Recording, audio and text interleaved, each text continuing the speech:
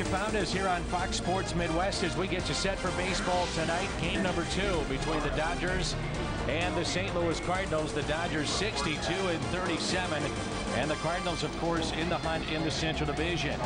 Two of the best sluggers, Ramirez, Pujols, and you can mix in now Matt Holliday. Will they play tonight? We're about to find out as the tarp is on the field here at Busch Stadium.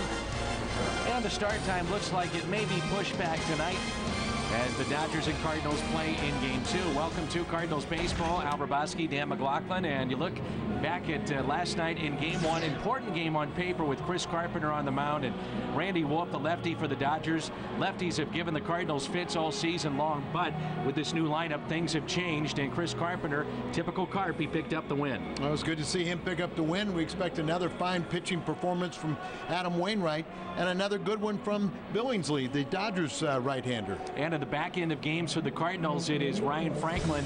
What makes him special, especially this season, is the closer. It's not just the one-inning saves, but going beyond the one inning like he did last night. Well, it's just that effectiveness, getting a lot of ground balls, and you're not afraid to bring him in the 8th inning.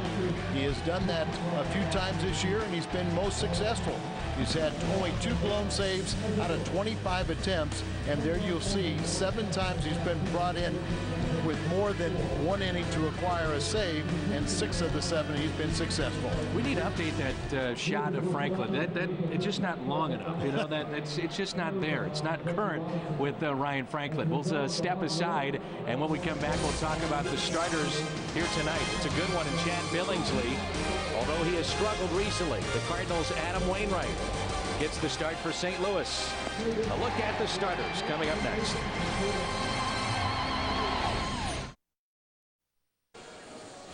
'24-year-old Chad Billingsley, the All-Star this year, 10-game winner already. He led the staff with 16 wins a year ago. He's a tough one. And he'll be opposed by Adam Wainwright, who has already won 11 games this year, pitching very well here at home, but not getting the wins. But of late, he has been masterful wherever he pitches. So that's a look at your pitching matchup tonight. Both teams with the eye of that on their minds, the World Series trophy. We're a ways from that. It's Game 2 here tonight. Back at Busch Stadium, the Cardinals and the Dodgers in Game 2 of this 4-game series. 2 generations of Cardinals catchers meet tonight at Busch Stadium. Joe Torre and Yadier Molina. Let's take a look at 6 degrees of Cardinals Nation. Jim Hayes has more.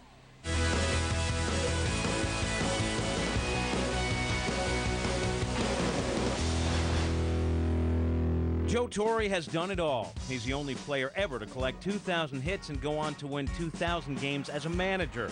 As a rookie for the 1960 Braves, Joe played alongside Eddie Matthews, Hank Aaron, and older brother Frank. 40 years ago this season, after 9 years with the Braves, Torre was traded to St. Louis. And he went from being a very good player to being the most valuable player, winning the award in 1971 with St. Louis. In 1990, Torre replaced the popular Whitey Herzog as Cardinals manager. And despite winning records in each of his first 3 seasons, he was replaced by Tony La Russa. Less than a year later, he was managing in New York, and the rest is history. In 1974, Torre's last season with St. Louis, he played with Reggie Smith. Reggie Smith was a hitter. He had 314 home runs, over 1,000 RBI, and 3 home runs during the 1977 World Series. He would eventually win a World Series with the Dodgers in 1981 alongside catcher Mike Scioscia. Scioscia was tough. Fox Sports Midwest's very own Jack Clark knocked him unconscious, and he still held on to the baseball. And like La Russa, Scioscia won a World Series with the help of the Molina family. Before Scioscia retired as a player, he worked with a 21-year-old right-hander named Pedro Martinez. Pedro's older brother, Ramon, already a star for the Dodgers, insisted his younger brother was going to be great. But after 2 seasons as a setup man, the Dodgers traded him away. The future Hall of Famer would win a Cy Young with the Expos, 2 more with the Red Sox, en route to 3,000 strikeouts.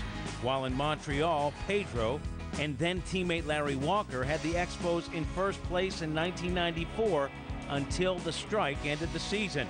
On August 7, 2004, Larry Walker made his debut with St. Louis. In a 1-1 tie with the Mets, bottom of the ninth with 2 outs, Walker was intentionally walked, which brought in a rookie backup catcher named Yadier Molina. It does drop, and the Cardinals win it. And Yadi's been coming through ever since. Molina has gone from backup to postseason hero to world champion to all-star, all by the age of 27.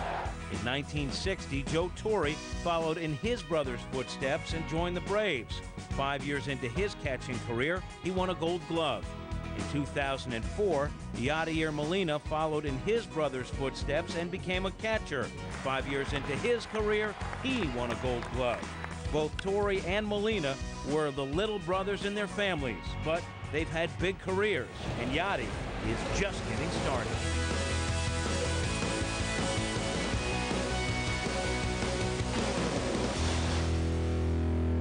6 degrees of Cardinal Nation. Yadier Molina and the Cardinals play in Game 2. More from the Ball Yard coming up on Fox Sports Midwest.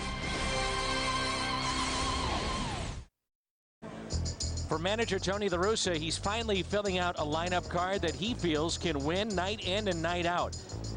That lineup card includes number 15, Matt Holliday. His first game last night a success. He now has doubled in 4 straight. The defense was on display in Game 1. And pitching in Game 2, Adam Wainwright. The Cardinals and the Dodgers in Game 2. Next. Cardinals baseball on Fox Sports Midwest is brought to you by Bud Light. With just the right taste, it never fills you up. The difference is drinkability. By Steak and Shake, famous for steak burgers.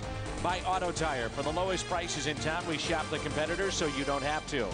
By Chevy, see your Mid-America Chevy dealers or shop and compare at stlchevy.com. And by the State of Missouri Tobacco Quit Line. Call 1-800-QUIT-NOW. Rain delay here at Busch Stadium presented by Helitech. Heal your home with Helitech. We'll be back with more in just a moment.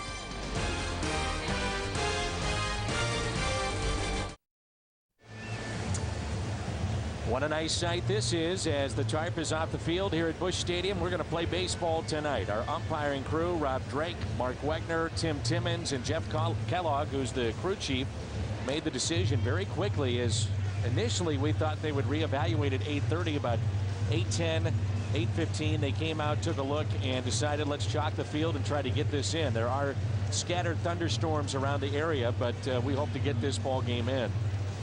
So let's take a look at the scoreboard. San Diego leading Cincinnati. That's in the top of the 8th. Atlanta and Florida 2-2. And New York leading the Rockies 3-0. That's in the bottom of the 8th at Citi Field. Big game there. Houston leading Chicago. That's in the top of the 5th. And Houston lost Roy Oswalt to an apparent injury. Washington leads Milwaukee 5-1. That's in the top of the 6th. The Phillies and Diamondbacks later tonight, as well as Pittsburgh and San Francisco. The Pirates will play on the West Coast this evening. Joe Torre, former player here in St. Louis, former manager, and now with the Dodgers, and his club owns the best record in baseball. They're an outstanding ball club, and they're doing that with a lot of good pitching, some very good timely hitting. People question whether that bullpen will stay intact, as Joe has gone to that bullpen a lot early in the season. And of course tonight is Game 2 of this 4-game set. Tony La Russa checking his glasses. Everything's all right. And we're just about set to go. Remember, Adam Wainwright is his starter this evening. 32nd season for Tony La Russa. And Adam has told us in the past it doesn't take him very long to get loose. And he never started to get loose until moments ago. He will tell you it's only about 15, 20 pitches out there in the bullpen, and he's ready to roll.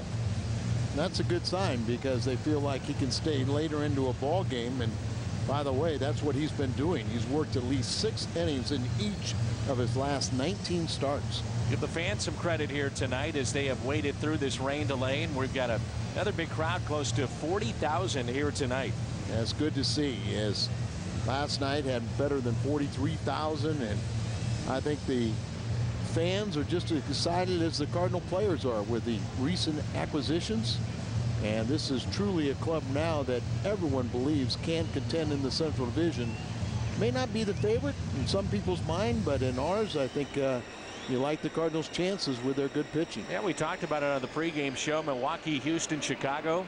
And of course the Cardinals all going for the Central Division Championship, and you and I are in agreement the team that you probably have to look out for the most, at least right now, the Chicago Cubs. Yeah, and the Cubs really were the favorites. They won the division the last 2 times out. They got a very good ball club. They got off to a very slow start, and right now it's good news if you're a Cardinal fan, with the Astros leading that ball game in Chicago.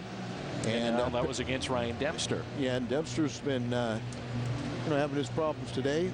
The Astros, if they lose Oswald, and he did come out of that game with a lower back strain, lose him for any extended period of time, that's a big blow. And that comes at possibly the right time for the Cardinals. We will see Houston this weekend. So not knowing the extent of the injury and how significant it is, Oswald could miss a start this weekend against the Cardinals. He would have made a start this weekend. So not that you want to wish an injury on anyone, especially a premier pitcher or player like Oswald, but that's part of the game. Just saw Manny Ramirez in the last 2 nights. He has been booed heavily. It was a non-factor last night. That's probably the loudest we've seen an opposing player booed in a long time. I think you're right, unless it's a Cub player. And that's kind of a left-handed compliment when you do it to the Cubs, because it's the uniform, not necessarily the player. So here we go. The Los Angeles Dodgers with a record of 62-37. Good lineup. Rafael Furcal, who has just killed the Cardinals in recent years. Orlando Hudson, then Manny Ramirez bounced into a double play last night, struck out to end the game. Andre Ethier, Casey Blake, James Loney, Russell Martin, the former Gold Glover, Matt Kemp, and the pitcher Chad Billingsley. And they will face Adam Wainwright. This guy has been a workhorse this year. A lot of innings, 143 plus. And he's our Marshall Wireless starter, and he just seems to get better and better. He's with the league leaders with that 2.95 ERA, even better at home at 2.37. He's only won 3 of 8 decisions at home, but an ERA of 2.37, and then on the road he's won 8 of 9 with a 1.5 higher ERA. But a little more run support at home, and that 11 wins would probably be around 15. Tony La Russa's got great competition right now for guys fighting to get in this lineup. So Holiday, Rasmus back in there, and Ludwig in the outfield. DeRosa, Ryan Schumacher gets the start against the righty. Albert Pujols at first, Adam Wainwright, and Yadier Molina, the auto-tire defense for the Cardinals. That's a good problem to have when you got guys swinging a hot bat, and they're all fighting for that spot, but yet all in that clubhouse getting along and pulling for each other too. Yes, and we mentioned it too, that Tony was a little concerned with getting a couple new bullets, and you really like those weapons, but will it take time for this team to gel? They seem to be meshing very quickly. Our Domino's first pitch of the game. Wainwright to Rafael Furcal, the shortstop, hitting 263. And the first pitch at the knees and a strike. Furcal with 5 home runs, 27 RBIs.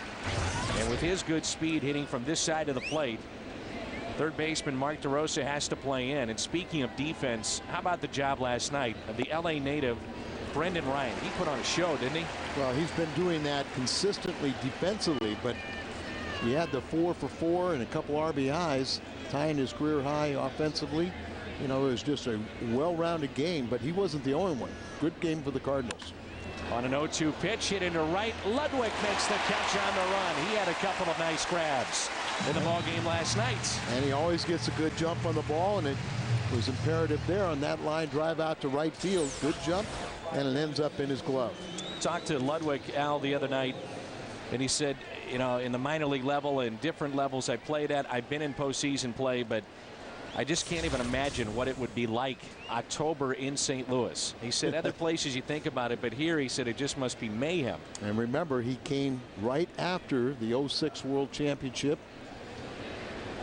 Here's Hudson, and he pops it foul. 4 pitches and 4 strikes so far from Wainwright, all fastballs.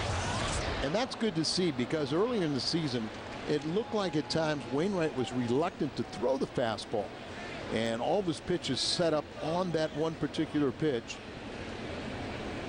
There it is again. So it's an indication that he feels like he has not only the good enough velocity, but he has the command to use that pitch. And as I said, you start throwing that, then they never know when the Uncle Charlie's coming. By the way, Mark Burley perfect through 5 tonight. How about that? Watch out, Johnny Vandermeer. Unbelievable. Perfect through 5, so we'll keep you updated on that. That's now 43 consecutive batters out, which obviously is just a remarkable accomplishment for Mark Burley, St. Louis native. 0-2 pitch and a swing and a miss. The other thing with Wainwright, how about the strikeouts lately too? Those have been on the rise. And see the location set up inside, pretty much down the middle of the plate, but he overpowers Hudson, and he was a reserve all-star. And I guess it's Manny time.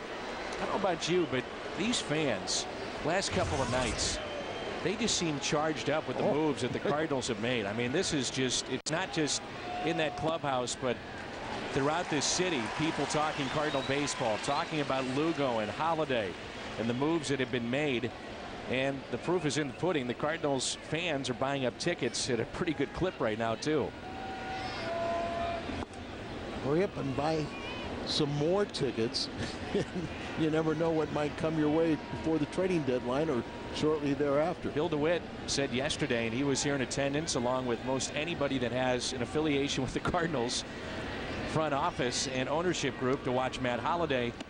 But they talked about if the fans didn't come out like they have this year, it would have been tough for them to make some of these deals. But they said that the fans have just shattered the projections of what they thought this year, and it will be well above $3 million.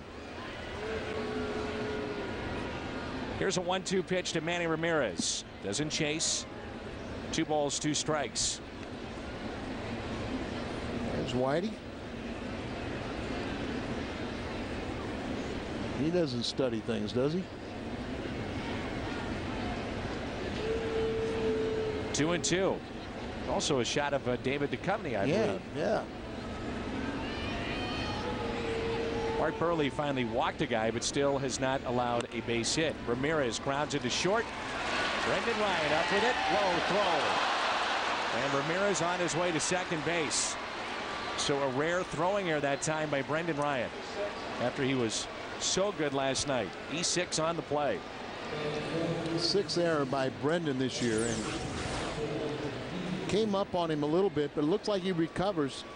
And instead of really that patented sidearm, he a little more 3/4 and sends a sinker there, and nobody to blame but himself. And we've just been raving about his defense, so that is a rare error from Brendan Ryan. And a chance now for Andre Ethier. No hitter is gone for Burley, just lost it. Andre Ethier was named the National League Player of the Week July 20th through the 26th. Second time that he has earned that this year. Breaking ball misses in. So you're the jinx tonight. I guess so. Ethier has hit safely in 8 straight games, 5 doubles, 2 homers and 6 RBIs, raised his average to 271. Tell you what, partner, you're big enough that you can handle it. I'm not too worried about it. Schumacher ranging and out at first. Wainwright somehow stayed on the bag as Schumacher led Adam Wainwright to the bag. Nice play all the way around.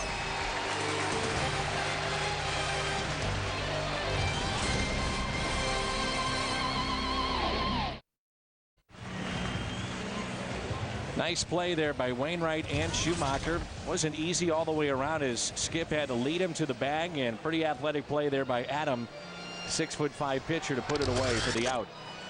So Schumacher leads it off, then DeRosa and Pujols, Holiday, Ludwig, Rasmus, Molina, Ryan, and Wainwright. Chad Billingsley, the starter, presented by Marshall Wireless.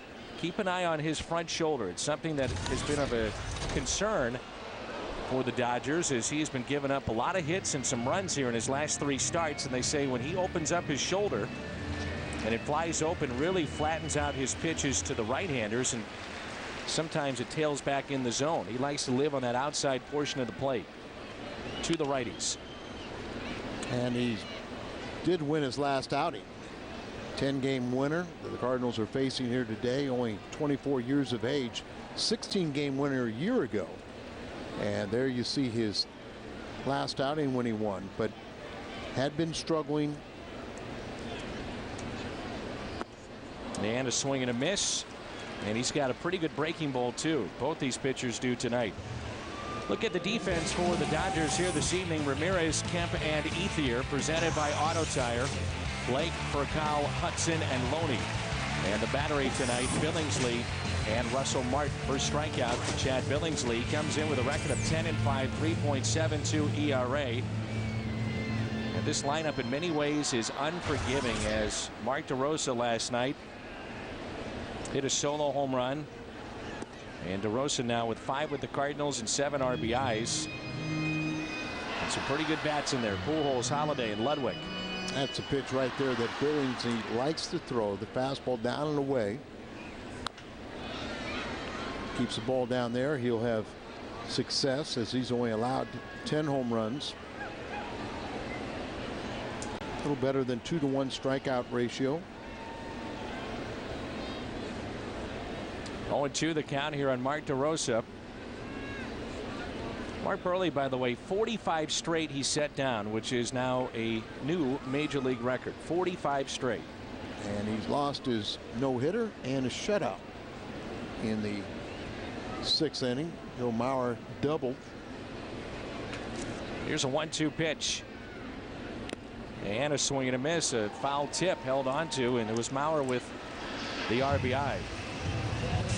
Our keys to the game: batting average with Holiday, Pujols, DeRosa, and Ludwig this season. And then their careers against the Dodgers all pretty good. Matt Holiday saw them a bunch when he was with Colorado. And his career against the Dodgers, a .348 hitter. And you just don't take that lightly, because the Dodgers are always known for their pitching. And they're doing it once again with their pitching staff. Get Albert going a little bit here. Join in on the fun. So 2 outs, and here's Albert Pujols. Matt Holiday on deck. Flash bulbs popping here at the ballpark, and the first pitch is strike on the outside corner. He will pound that outside strike zone to the righties. If you can keep it down there, you know, most of the time it's going to keep it in the park. And if, you know, a lot of times it'll be just a single. And if you're going to live out there, you have to get inside on occasion to keep guys from diving across the plate. And then, as you already mentioned, he's got that good breaking ball to keep you honest on top of it. There's a very, very light rain here at the ballpark right now. 0-2 pitch to Albert. Wasted outside, 1-2. Denny Martinez back in 1991 and Kenny Rogers in 1994. Both were perfect on this date in baseball history. Little karma was on his side, huh? 2 balls, 2 strikes.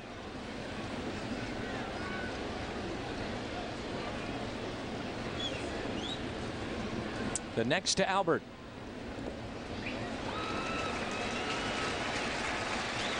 Talking with some of the bullpen guys of the Cardinals today, and they just rave about this Cardinals lineup when you look at it from the opposing viewpoint, and just how good this is. There's a lot of good lineups out there, but it is so dramatically improved. A 3-2 pitch. Pujols grounds it to the left side.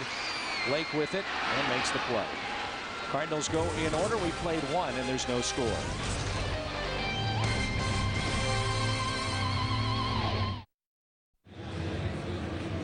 Saturday baseball this weekend. Manny Ramirez and the Dodgers head to Atlanta to take on the Braves. Royals will battle the Rays, and the Yankees square off against the White Sox. Fox Saturday Baseball, our game of the week, 3 p.m. Central on Fox. Check local listings for the game and start time in your area.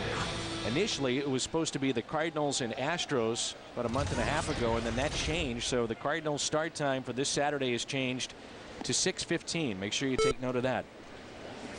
And how about the Dodgers? They will play on Sunday Night Baseball in Atlanta and then have to fly across the country back to Los Angeles for a Monday night game at Chavez Ravine.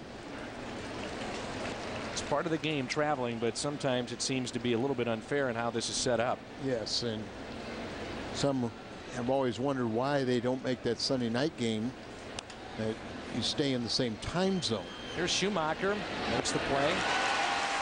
For the participants the next day, if they stay in the same time zone, it'd be a lot fairer.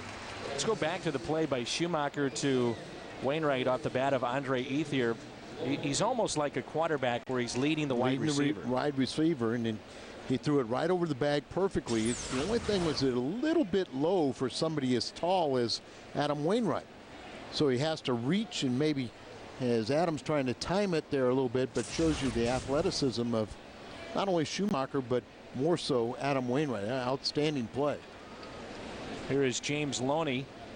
Loney with 7 home runs, 62 RBIs, and hitting .285. 62 ties for the top spot on their Dodgers list. Ethier also has 62 RBIs. And a breaking ball. 1 ball, 1 strike. Raining a little bit harder, and boy, it's in the hands of the umpiring crew, and you could understand both managers would be quite upset if they were to lose these starters. Here's a 1-1 pitch. Then what you'd have to do is play a day-night doubleheader tomorrow or Thursday. But Wainwright, the last time out, he got his first major league complete game, and it was the rain out that we had last Wednesday in our game that was called early in Washington, but it was classified as a complete game for Adam. Up the middle, Ryan to his left, spins, throws. Yes, what a play by Brendan Ryan as he atones for the earlier error. Exactly right, Dan. There's more of an example of his defensive skill level as he takes a base hit away. Now he is playing on the grass, and the ball up the middle there, he's able to get to it, spin and throw, and really takes that hit away. Exmo Cam presented by Hot Shot Sports Bar and Grill, 1 block south of the ballpark on Broadway. Just right down the street. So 2 outs, and here is Russell Martin. Be hard pressed to find a guy right now with better range than Brendan Ryan.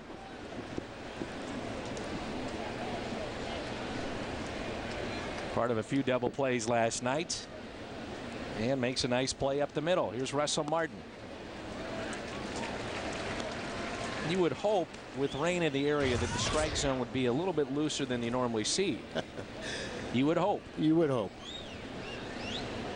Martin hitting .263 with 3 home runs, 31 driven in. Again up the middle, and that time a base hit as Brendan Ryan was positioned more towards the hole. And a 2-out base hit, and the first hit for the Dodgers. Exactly right. This time Brendan Ryan was playing way in the hole as if he's going to pull it. You can't even see him in your picture right now. So the ball hit up the middle. Now he'll start flashing in there, but you can see neither second baseman or shortstop had any chance at all on the ball up the middle. Todd Wellemeyer, by the way, will miss his next scheduled start, which will be on Friday. Mitchell Boggs will make that start, and Todd was very open about it before the game, just saying it makes sense and that something's got to change. You know, he's a stand-up guy. It's the last thing he wanted, but he knows he's been given a tremendous opportunity. 20 starts or so, and just still can't figure it out. So maybe that a little bit of incentive now to try and get back there will help out. Matt Kemp, the hitter, the 8th place hitter, and he drills it into left center field. Get it, Matt Holliday. Reaction of that swing, you knew it was a hanging breaking ball or something off speed. That double clutch, and I'll say that Kemp is probably the best 8th place hitter in baseball right now with his numbers. 55 RBIs in the 8th spot in this lineup. There you see the kind of the hanger, sits on the inner part of the plate, goes out there and is able to make the adjustment. Hands are back, and not only the 55 RBIs, but 13 home runs to go along with that 315 plus average. Billingsley with a home run this season. He has 3 RBIs and can swing the bat a little bit, hitting .222. Kurt Kovach Happy birthday as he turns 21 today. So happy birthday to Kurt Kovach. Be careful. No one ever said that to us. No. 2 balls and no strikes on the pitcher, Chad Billingsley. Well, we talked about the first inning, how he really established that fastball, and you like to see that. And now he starts out with a couple off-speed pitches to the pitcher. And there's the fastball in there for a strike. 2-1.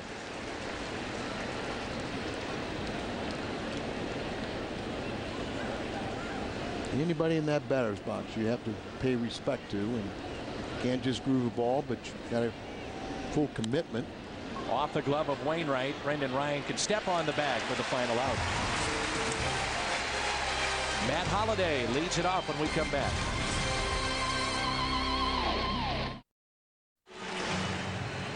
Bottom of the second, and there's no score. If you're traveling and can't catch the Cardinals TV broadcast, catch all the action on your computer at MLB.tv. Catch over 100 live out-of-market games per week. For complete details, visit STOCardinals.com. That's where baseball is always on. The Cubs have come back at Wrigley Field and tied it up 6-6 in the top of the 6th against Houston. Now a final. Cincinnati loses to San Diego 3-2. And Milwaukee has picked up 2 runs. It's now 5-2. That's in the bottom of the 7th. Matt Holliday leads it off for the Cardinals, followed by Ludwig and Colby Rasmus. Holliday has doubled in each of his first 4 games with the Cardinals, becoming the only Cardinal since 1954 to have doubled in each of their first 4 games as a Redbird. He just looks comfortable. When we talked about it last night after the game, had some butterflies, but he feels comfortable here in the Midwest, and he feels comfortable with this organization. It's been the right fit. Those 4 extra base hits to join a ball club is also one shy of Will Clark when he joined the club. And what a difference he made down the stretch. You see that front leg. He picks it up. It's kind of a timing mechanism that he uses. Against Billingsley, he's 4 for 16 with 3 home runs. Interesting thing to me is apparently earlier in the year he was not doing that. And you kind of wonder why. With his success, a career .319 hitter, didn't like that call, and then once he started going back and lifting that leg, he caught fire again. Since 2004, the Dodgers have struggled mightily against the Cardinals. 3-15 as Holliday takes a pitch up. And I think they've only won twice in 10 contests here at the new ballpark.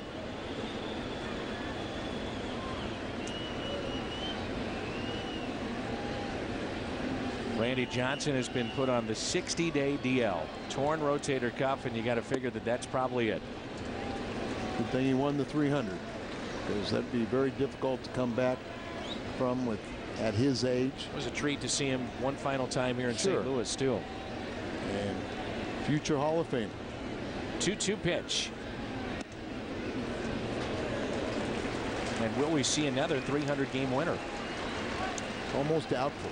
You know, you just wonder if money guys make today, if they're going to want to stick around that long.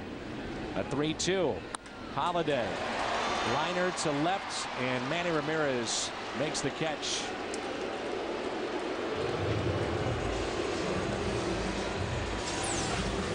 Well, he lifts that front foot up, and you got to get it back down, but he's a line drive hitter and a high average hitter.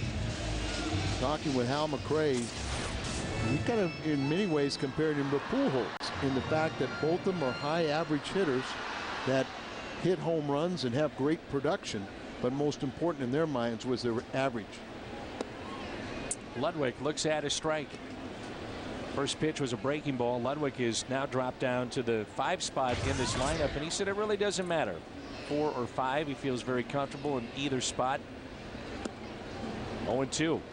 Ludwig got off to the good start. Then pitchers had their way once he, the tail end of April, the first part of May. Then he had the hamstring injury. Well, he hit about 156 through May, end of May, 200 in June, but he's been hot of late. Outside. 1-2 with 1 out, nobody on. On deck, Colby Rasmus. Good to see that heel feels good enough to play tonight. We're talking about how that front shoulder and how key it is for him to hold it in. Hanging breaking ball, but lined out to Casey Blake. When Billingsley does not hold that front shoulder in, then it kind of flies open and the arm kind of drags through, slinging the ball up there. Can't stay on top of the breaking ball, or your good fastball, you're kind of underneath it a little bit and you don't have any downward action, or it doesn't have that explosiveness. You look at Billingsley and his build, lower half, he's got big legs and a drive towards the plate as Rasmus pulls it foul. You look at him and his body, it just doesn't quite match the face. He's 6'4", 245, but how about their closer, Broxton? He's 300 with a tremendous lower half. It's just not fat or anything, just a solid block. Rasmus is 0 for his last 8. We see Broxton, you'll see a guy that gets it up there to 100, 101. Throws very, very hard. Kobe's been dealing kind of with a foot issue, a heel issue, and he's hoping it's feeling better. And the breaking ball will get him here. A strikeout of Rasmus. Billingsley has struck out 3 so far, and we play 2. And there's no score in game 2. Manny is due up third when we come back.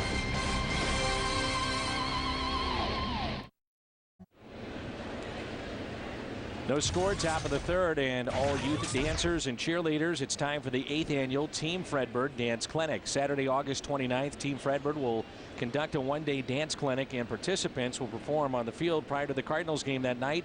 And one great price includes all this, plus tickets to the game. Number to call is 345-9500. And as always, you can visit the Cardinals website at stlcardinals.com/dance. Rafael Furcal leads it off. Hits it past DeRosa, and a leadoff base hit. It's that great speed and his ability to bunt for base hits. You've got to have your third baseman in, and then it really cuts down on the range of the hot corner. Steady rain here at the ballpark right now. DeRosa playing in on the grass. Hard hit ball to his left and comes up empty. Ball gets on you very quickly. Surprise you in 91 games, Rafael Furcal with only 5 steals. And how about with 4 caught steals? Yeah, it just doesn't make a lot of sense. He first came up with Atlanta, one of the most exciting players in the league, and still can be a electrifying player.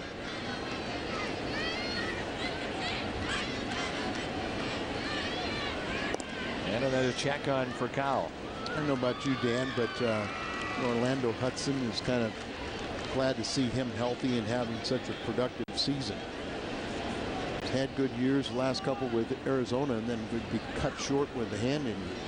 I was hoping the Cardinals were going to go after him. Down the left field line and slicing foul out of play. Of course, the Cardinals, or any team that picked up Orlando Hudson, it was a risk because of the injuries he's been dealing with near his hand and his wrist.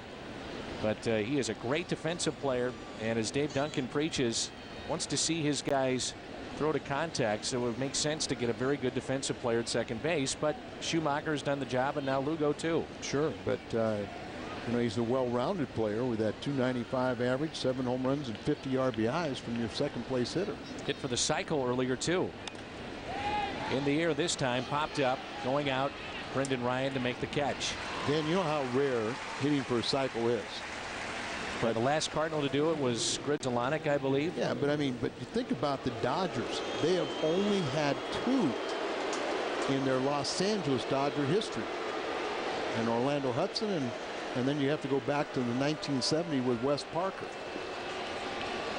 Tell me there's maybe a better guy that could handle a situation better than Joe Torre in dealing with Manny Ramirez or some of the higher profile players and trying to get them to be themselves but also mesh with the team. I mean, he's probably the best, isn't he? He's got to be. He's got to be definitely one of the best. And Of course, all the years he was managing the Yankees and watching Manny and the damage he did against the Bronx Bombers, I think it's a little easier to welcome Manny to the fold. 0-1 pitch. Ramirez hits it out of play. 0-2. And I think of people that can handle the boos, Manny Ramirez probably does that as well as anybody also. Let's see if the Cardinals can't get a double play off his bat again. And you know how good of a hitter he's been in this ballpark. Whether it's the World Series with the Boston or interleague play. But last night he was not a non-factor. 0-2 pitch.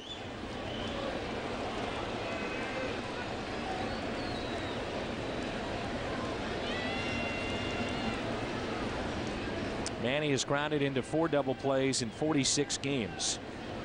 Struck out 30 times. He struck out to end the game against Ryan Franklin last night. 1 out and a runner at first base. Count of 1 ball and 2 strikes.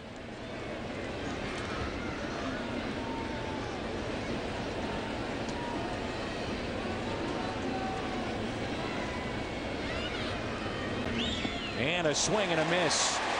Ramirez strikes out. To the delight of the fans, and twofold here by Adam Wainwright, really varying his looks and everything to the plate. You know, it stops the running game, but it also, I think, a guy like Manny Ramirez, it upsets his timing as he held the ball for a long time and then got him to swing at a breaking ball that bounced in front of the plate. You see that, and we've talked about this with the breaking ball from Wainwright, the index finger comes up, and it seems like with all the video you'd be able to see that, but you only have a split second to react. Exmo Cam all season long, brought to you by Hot Shot Sports Bar and Grill. Andre Ethier. Fine play by Pujols to get out of the way and then allow Schumacher to come over and make the play, lead Wainwright to the bag at first. First time I saw Ethier, for some reason he caught my attention. You said that last night. Yep, I've always liked him. Liked him, you know. Average definitely on the climb with the Player of the Week, and the second time he's won that award. 8-game hitting streak. About 500 during that streak. Do the Dodgers have enough once they get to postseason play? And by all accounts, barring a collapse, they are headed again. As they beat Chicago last year and then eventually lost in the NLCS. Shorted Ethier, he's over 530. On the move, Holiday won't get it, but cuts it off. Racal to third. He'll stop there. So on 3-0, swinging away, a 2-out double, and the hitter will be Casey Blake.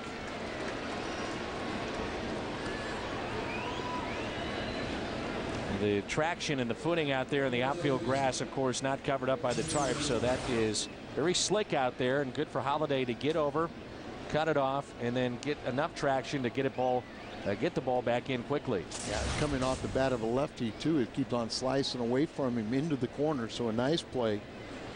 And Casey Blake really been struggling. It's under 200 the last 26 games. Picked up from Cleveland last year. They were trying to find any kind of help over at third base. The umbrellas are out still at the ballpark. A steady rain here. Here's a 1-0 pitch. 2 outs, 2 on. 1 ball, 1 strike. Blake only 3 RBIs since the All-Star break, and he's third on the club with his 58.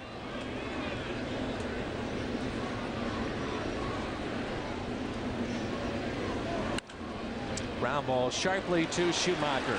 Third time that he has gotten to a ground ball. The Dodgers already have stranded 5 midway through 3. Cardinals baseball on Fox Sports Midwest is brought to you by Kia Motors. To learn more, visit kia.com. and by Casino Queen Hotel and Casino, home of the loosest slots. Rain more of a nuisance right now, but certainly the Cardinals and Dodgers can play through this. Chad Billingsley from Defiance, Ohio, and now lives in Arizona. 24th overall selection back in 2003. From Defiance, Ohio to Surprise, Arizona. That's right. 16-win season in his third full year in the big leagues a year ago. Molina, the first pitch. Casey Blake, nice play. Takes the hit away.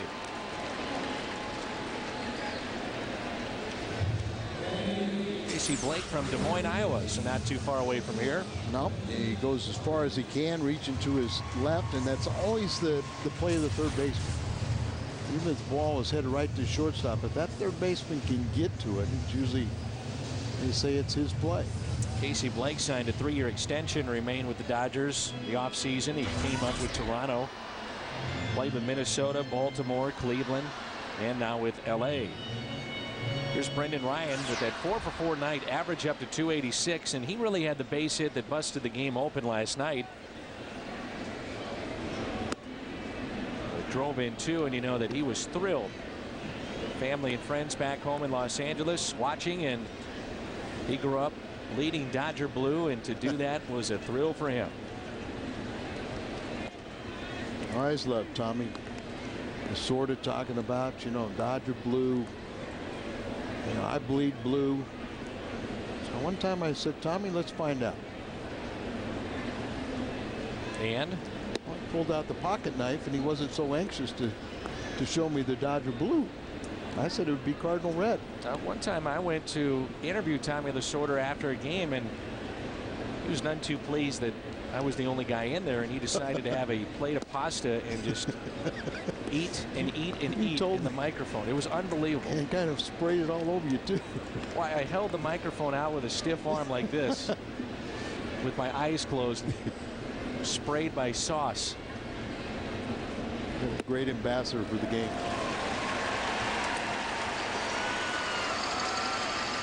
One-out walk. Everything you knew about fantasy football is about to change. Introducing the all-new Fox Fantasy Football with customized features and new ways to play. Log on to foxsports.com on MSN and join the next generation of fantasy football.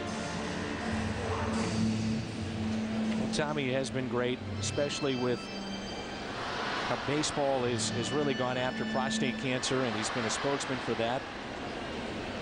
And obviously with the international game at Team USA. I remember when he was managing, you know,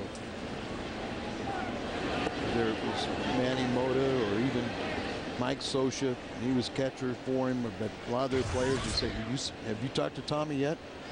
I said, no, I'll get around to it. No, you got to go talk to Tommy right now. You know, he'll get upset if you don't talk to him or listen to him. Yeah, more appropriately. I was going to say, did you get a word in edgewise with Tommy Lasorda?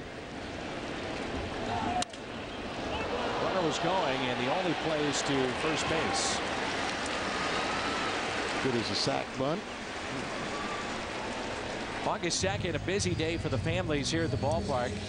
12,000 kids ages 12 and under with a paid admission get the limited edition Cardinals Pub, the Build-A-Bear Sunday, 345-9500, or visit us online at stlcardinals.com. And kids can run the bases after the game. It's an ice cream sundae. A family sundae means a terrace or pavilion reserved seat. You get a free hot dog and soda. So that is this Sunday at the ballpark, August 2nd against Houston. Schumacher struck out first time up. First time through this lineup, Billingsley has struck out 3. Well, Skip having another good offensive season. 303 average, hit over 300 last season. As he second best in the National League, hit 340 against right-handers.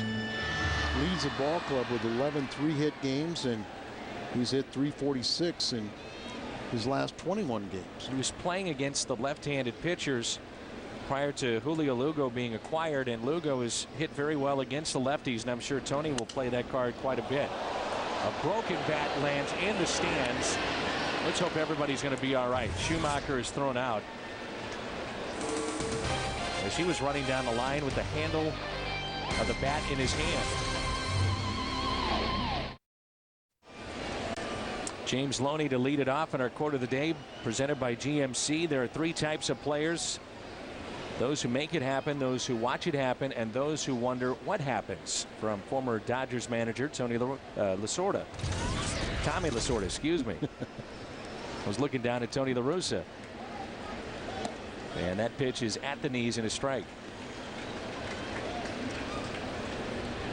Umbrella is up near Tony La Russa down there, but he's not under it. 1 ball, 1 strike. You think about the Dodgers and the lack of movement with managers for so many years. And Tommy Lasorda, part of that. Oh, Walter Alston. Can't remember what it was, but it was over 25 one-year contracts. And I think Joe has moved from New York to the West Coast and falls right in line with just some of the excellent managers they've had over the years. 2 balls and a strike. There's Whitey looking on. Do you think Whitey regrets that he never got back into it? He was so close to the Hall of Fame, and still is. As this has popped up, DeRosa will give it a look and out of play. I know at one time Whitey felt like he had to win one more time to get into the Hall of Fame. I don't think that is the case. And I've heard a lot of people say that this will be the year that, he will be elected via the Veterans Committee. I talked to Whitey today a little bit.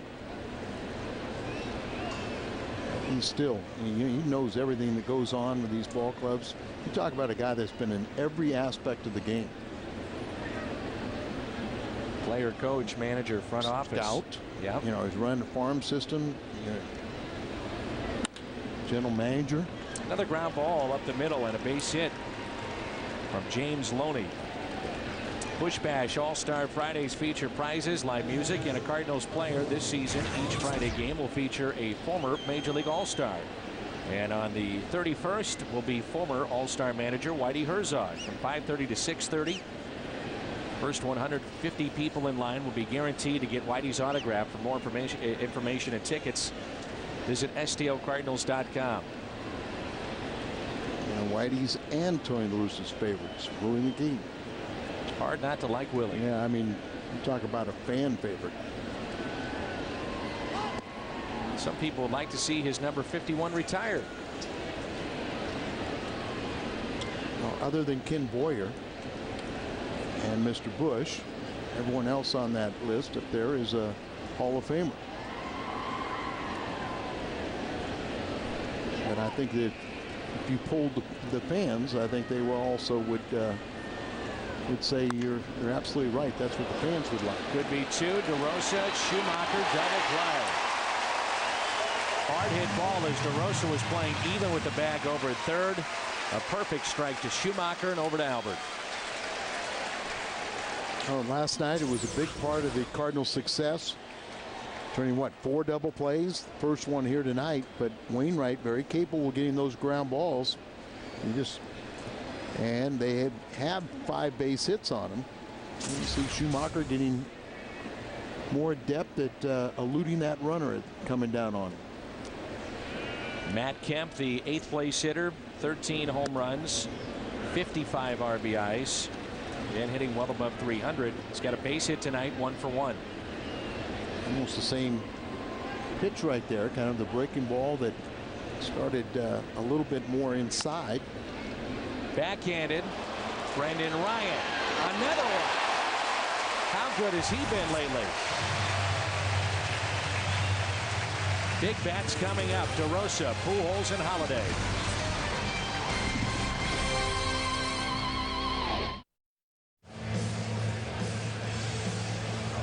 What would happen if Albert Pujols faced Bob Gibson, or if Dizzy Dean pitched to Stan the Man? Each week on the Cardinals Live postgame show, the greatest teams in Cardinals history play against each other.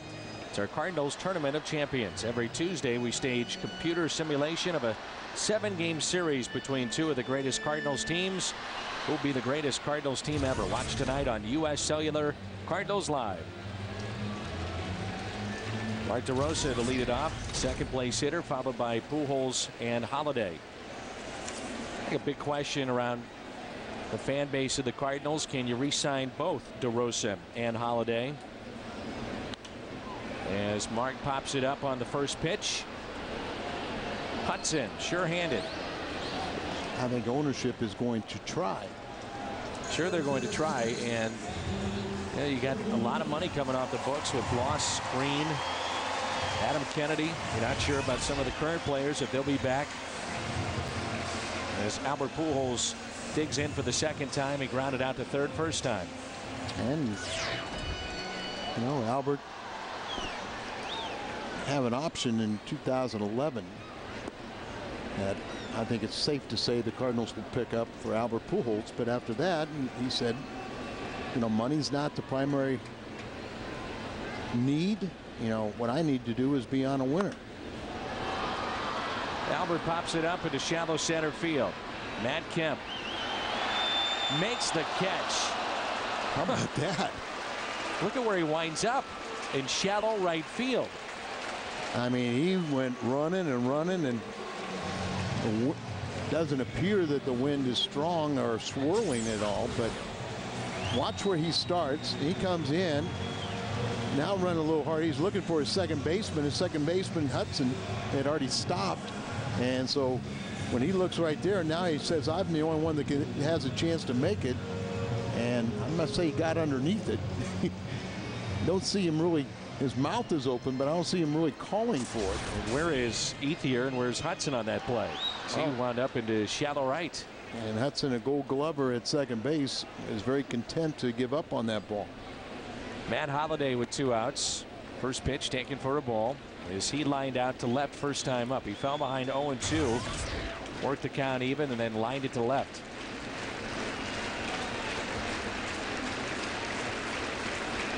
Holiday, base hit into left. Ball just shoots up his bat. The importance of hitting behind Albert Pujols. And there you go. Some of the guys that have done that in St. Louis with Edmonds, Roland, Ludwig, and Holiday. And what they've done when they hit fourth in a lineup. Quite a responsibility to do that behind Albert Pujols, knowing that many times clubs are pitching around Albert, so it's up to the fourth place hitter to make him pay. And important to have somebody behind Holiday too, because he will get some of that treatment. So you just have to keep on stacking the lineup. Ludwig lined out to third, his first time up.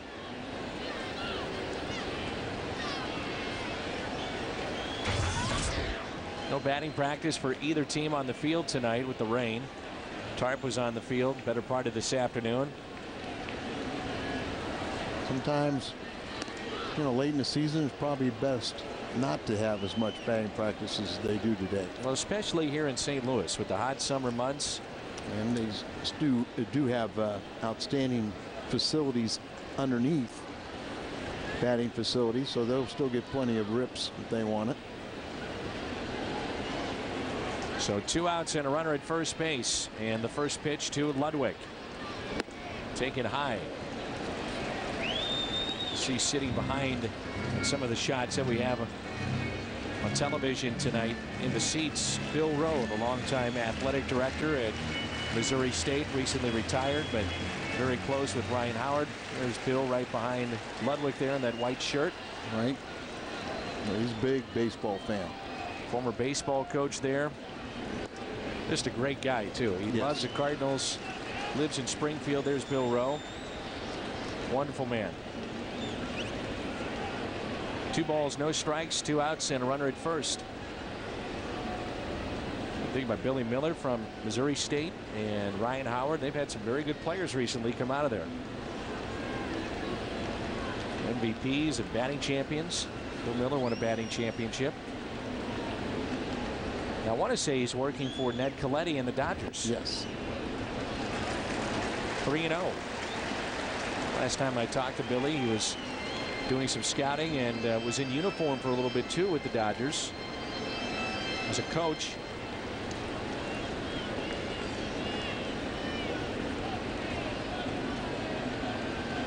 Turn him loose on 3-0. Rasmus on deck, and that's taken high. Second walk handed out by Chad Billingsley. And brings in Rasmus. Now, they're going to go over the signs here with Holiday at second base, but you might remember in the first at bat with Colby Rasmus out, he was on a couple of those fastballs. He turned on those pitches and fouled them, and then they were able to get him on the breaking ball. So will he see a fastball in this at bat would be the question.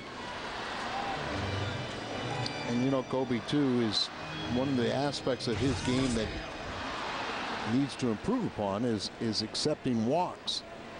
So, but he's an aggressive hitter. First pitch he sees in the zone, he's usually hacking at it. 237 hitter with runners in scoring position. There's the off-speed pitch. There's your answer early. Mentioned that he's been dealing with that sore heel, and I talked to him in the clubhouse before the game. He says he feels great. He's set to go for tonight, and from here on out, we shall see. Billingsley has struck out 3. He's walked 2, and the Cardinals have 1 base hit. And this is in 1 ball 1 strike. Sort of the cutter right there. So we'll wait and see if they do throw in fastballs, if it would be in the strike zone.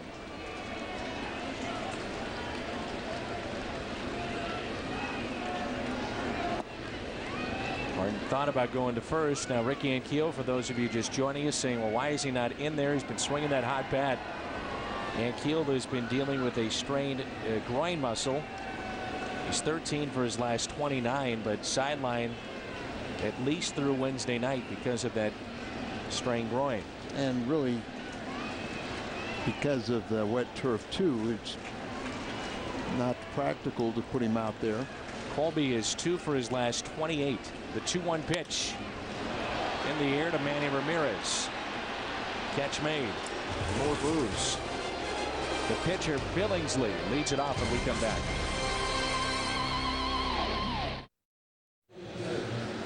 Well, this summer, Fox Sports Midwest has joined Purina Pro Plan and PetSmart Charities to support pet adoptions. PetSmart Charities adoption centers are available 7 days a week in every PetSmart store. So during every homestand, Fox Sports Midwest will feature adoptable dogs or cats and Cardinals Live.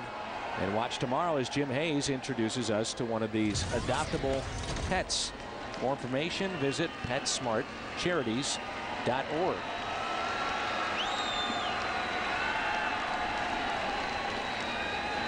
We're in the 5th, and an 0-1 pitch to Billingsley. Taken a little low. 1 ball 1 strike. Billingsley rounded off the glove of Wainwright first time up. And a forced play at second base as Brendan Ryan stepped on the bat. Another chance for Brendan.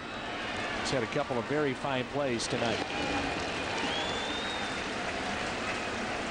Just fun to watch, you know. I mean, he just has a little bit more in his step. He got that high hopper, and I think he almost lost it in lights, and that's what he's talking with Schumacher. As you know, he looked up to catch that high hopper and caught it right in the middle of the bank of lights.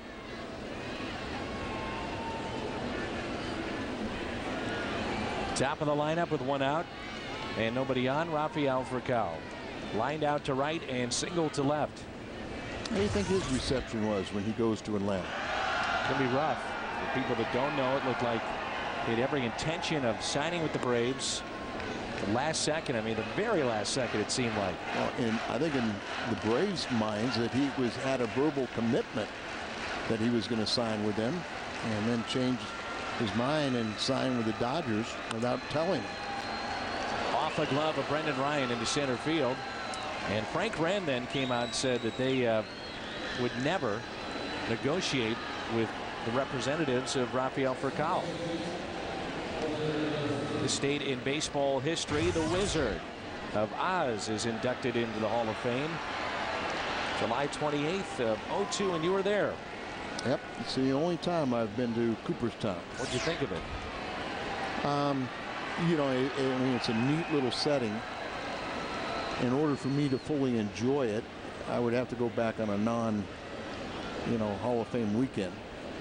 Everybody says that. There's just too many people to take it all in, and all the different sites and memorabilia that you can look at and well, have a chance to see. Yeah, I'm going through there, and if somebody recognized me, then ask for an autograph or something, then the people that say, I don't even know who he is, but you draw the attention, and then you just can't enjoy it. But the town is very, very quaint. And well, let's be clear, though, you do enjoy signing autographs. No, fans. yeah, but I mean, at that time, it's the only time I've ever been there. I wanted to see the exhibits. That you don't get in trouble, Al, because the fans are the ones that make this game happen. So if a fan asked you for an autograph, say tonight at Al Hrabosky's Ballpark Saloon, you would be more than happy and gracious to take pictures and sign autographs. Let's be on the record. Most definitely. Okay. But at that time, my only opportunity to see Cooperstown, I was trying to see the museum. You know what, Al? And I signed the autographs, and that's why it wasn't so much fun for me, because I was signing autographs instead of looking at the exhibits. Well, I got to tell you, just tough. Put the hat on or something, because you're very gracious with. I always say this. You are extremely gracious to the fans and willing to sign autographs, and I'll take you to Cooperstown. It'd be a little trip for you and I in the offseason. Right. Well, then we're going to enjoy it. We would love that. And I've got some of the Cardinal players that are coming over to the Ballpark Saloon on Saturday, this Saturday, for a very good segue. Charity event for Little Patriots, Embraced, which is an outstanding organization that helps with financial and all needs for deployed military families. That is a great cause. Big need for that right now, and got a bunch of guys coming over and have a lot of raffle. Former players Saturday? Yes. Yeah. And this is before the game. This is before the game. And we're doing that game. It was originally not one of our games, so I guess most of the signing is going to be between 4:30 and 5:30 for the 6:15 start. 2-2 pitch. Taken down and in by Hudson, who is 0 for 2. Let's see if they want to start the runner for Cal at first. Now, I was a little surprised. Back in the third, they did not start the runner for Cal a couple of different times, maybe to avoid the potential of a double play. Let's see what Joe Torre wants to do here on 3-2. And you see how many ground balls that Wainwright has gathered. So there he goes. Swing and a miss. Throw to second. Not in time. Stolen base number 6, 4 for Cal. I mean, you watch him run. You say to yourself, why does he have only 6 steals? I'm not sure you agree with me or not. Well, he got a breaking ball here, and it bounces up there, maybe a little bit slick and not a typical Molina throw. No, I am surprised with 6 steals and 10 attempts.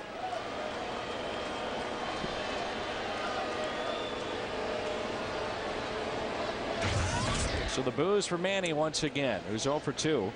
Reached on an air back in the first by Brendan Ryan, and struck out swinging on a breaking ball in the third.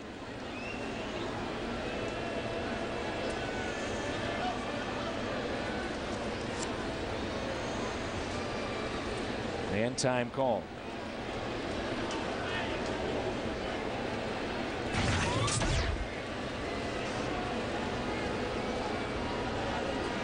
Kershaw and Pinheiro tomorrow on the air at 6:30 here on Fox Sports Midwest. Another good pitching matchup, and Wainwright and the Cardinals are catching Manny at the right time. He's just 2 for his last 14. Has had that bruised left hand.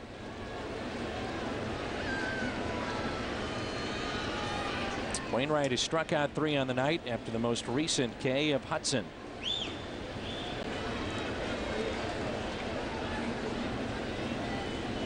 Manny Ramirez with the 50-game suspension, but still has hit 11 home runs. He's driven in 37 this year.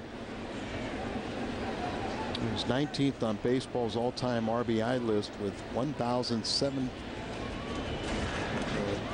There's, you see where he's hit on the left hand, missed his bobblehead, but then he pinch hit, and he hit his first pinch hit home run, which happened to be his 21st career grand slam. Over 1,700 hits, or excuse me, RBIs. He is 2 back of Lou Gehrig all-time grand slams in baseball history for number 1. And it was the night before his bobblehead giveaway when he was hit, as you just saw, and then came off the bench in that game to hit the grand slam.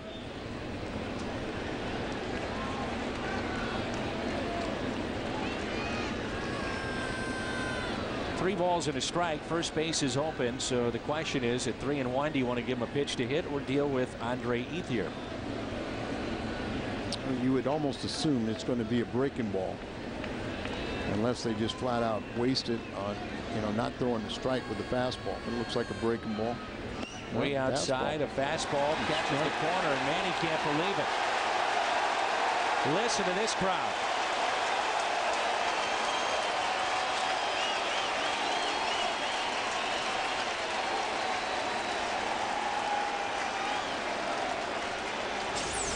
I don't think this is as far outside as you thought. It's a good pitch. Yeah, it was a strike. I'm not sure. Well, Molina is set up so far outside, it made it deceptive as to whether or not that was a strike. Well, and I think that that was a little better pitch than what Molina and Wainwright wanted. But now it's going to be a 3-2 breaking ball. Doesn't chase, and the walk to Ramirez. First walk issued by Adam Wainwright tonight. With 2 outs, it's first and second, and we turn to the Aflac trivia question. Since 1958, what is the head-to-head record between the Cardinals and the Dodgers? 58, they got to L.A. Aflac! And pretty even.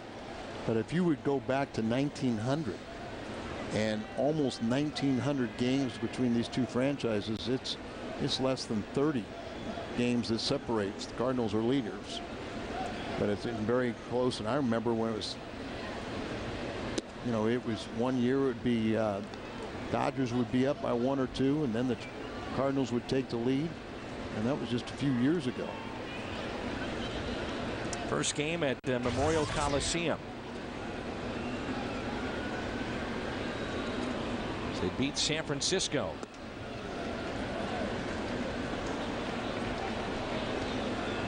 That was interesting watching baseball at the old Coliseum. Football stadium.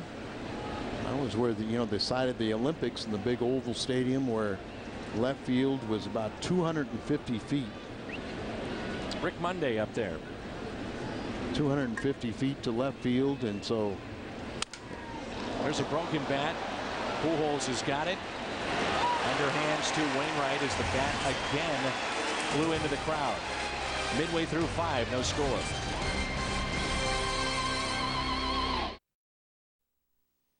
It's time to bring you up to speed with the AT&T Rapid Rewind.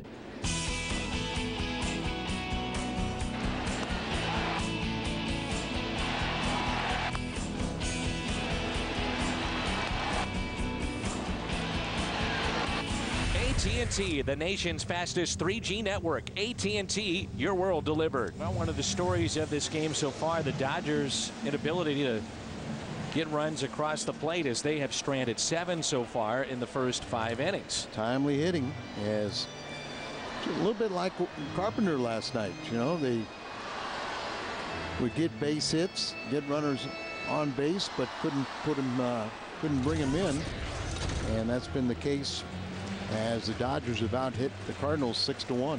The one thing we've seen with Wainwright this year, you can pretty much automatically pencil 6 innings in. What is it, 19 straight starts, I think? It's Molina here, then Brendan Ryan and Adam Wainwright. Last 19 starts, at least 6 innings for Wainwright. Pitch count at 74. That was pitch number 50 for Billingsley. Yadier grounded to third, first time up. The Cardinals have 1 base hit. That was in the 4th off the bat of Matt Holliday, a single to left. 1-1 pitch. Well, that is scary right there, as Everybody remembers Juan Encarnacion with Aaron Miles at the plate. This one was down, but almost clipped Brendan Ryan. Now he's moving from the on-deck circle. I don't blame him. And then it split the bat boy and the one guard right on the field. 1-2 pitch. And Yadier swinging a miss. That's 4 strikeouts for Chad Billingsley. And we've had 2 broken bats dangerously fly into the crowd tonight too. And they've been, what, about 15-20 rows deep. Both those projectiles with very jagged edge. That's dangerous. So Brendan Ryan has been busy tonight. He has committed an error, but he's had a couple of fine plays at short defensively, and he's also walked. He was stranded back in the 3rd. 1 out, nobody on.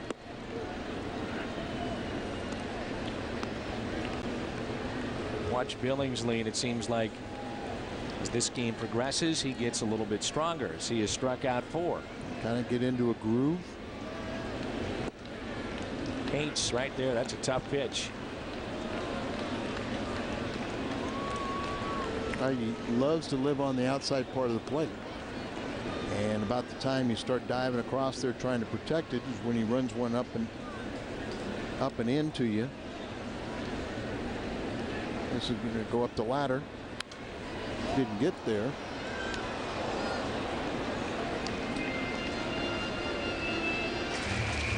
Probably hasn't played enough, but he certainly has opened up a lot of eyes around baseball as we talk to the scouts and opposing teams. You know, where you rank him with the shortstops and where he finishes this season defensively compared to the rest of the National League. And what that might mean for him is for Kyle gloves and throws. What's on tap? It's game 3 between the Dodgers and the Cardinals tomorrow night.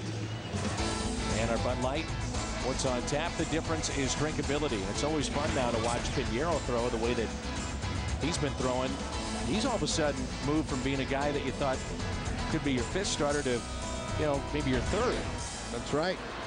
You know, probably right now you'd have to say he's throwing a little better than Loesch, who's trying to get it back in gear after his disabled list stint.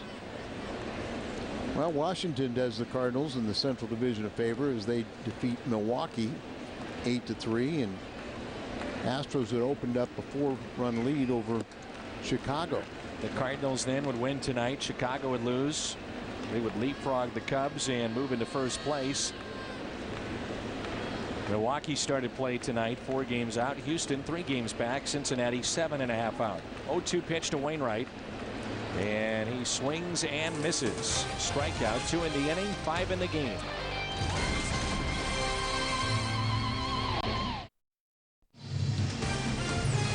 Cardinals baseball on Fox Sports Midwest is brought to you by AT&T. Switch to the nation's fastest 3G network. AT&T, your world delivered.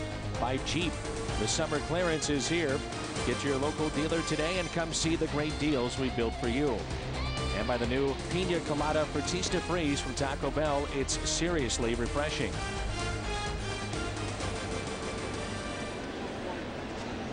Fans of Yadier Molina just got the wristbands on. Number 4. And there's no score here in the top of the 6th. Between the Dodgers and the Cardinals as the rain has picked up once again. Well, let's retire the Dodgers. Cardinals get a leadoff home run, and we'll worry about it later. Casey Blake, the leadoff hitter, twice is grounded to short.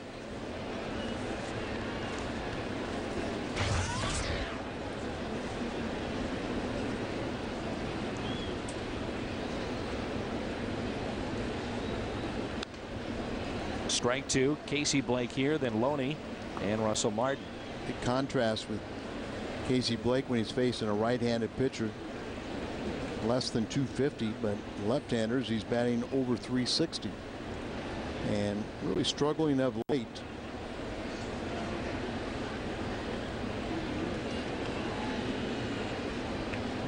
Oh, 2 pitch. Hit in the air. Schumacher makes the play. 6 is a serious number. When the Cardinals score 6, you get a 20-ounce coffee, fountain, or frozen drink for just $1 the next day at On the Run at Mobile. Win or lose, when the Cardinals score 6, you score 25-cent drinks at On the Run.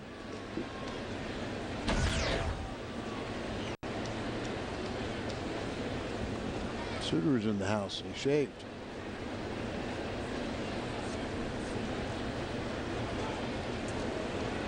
James Loney has grounded to short and also singled in the 4th. Wainwright's pitch count at 77 tonight. Holiday on the move, and this slice is fair. He's over to get it, and it'll be a double for Loney.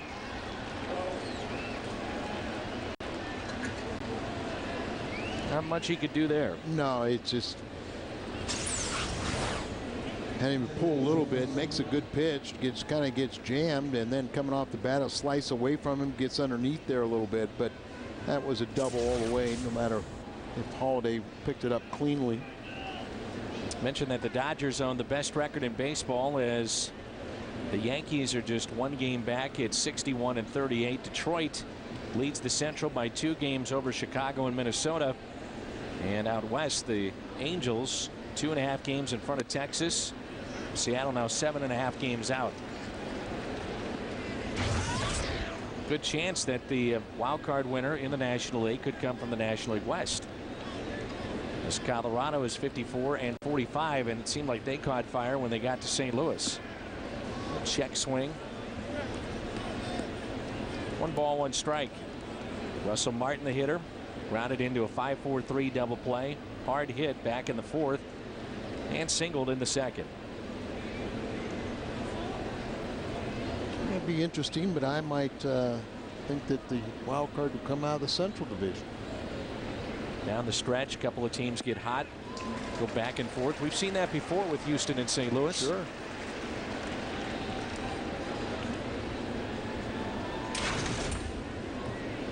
Cardinals start play tonight 6 games above the 500 mark, 54 wins this year.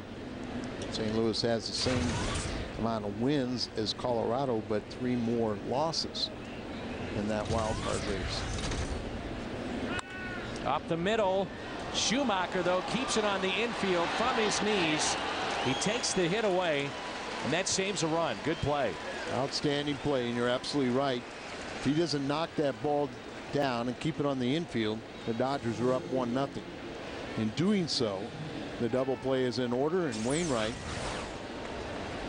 and here you get a look at it. He's on the third base side of second, so good range and a nice play right there to knock that ball down.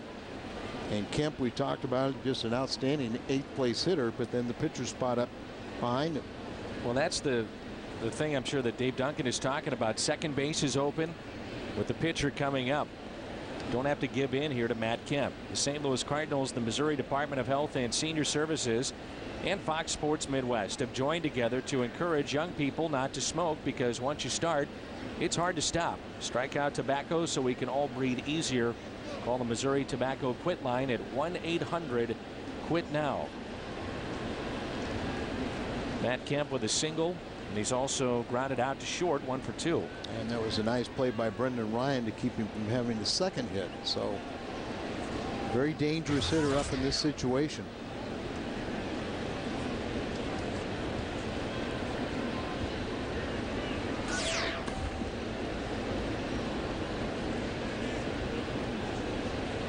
Top of the 9th, and the Astros trying to hold on 10-6 against Lou Piniella and the Cubs. Saw Lou Piniella with the bases loaded, trying to win a game with a squeeze last night. Eventually, it was a walk-off home run by Alfonso Soriano. And apparently he enjoyed his at bat, right? Stopped, admired it, and everything else that goes along with it.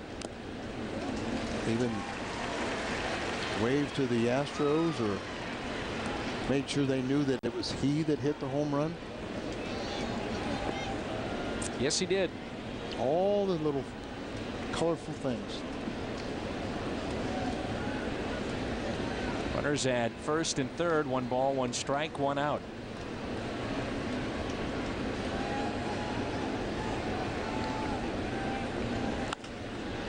a fly ball. Long way to go for Ludwig. He should get there. Makes the catch. And they're not tagging up, so good play on the run by Ludwig.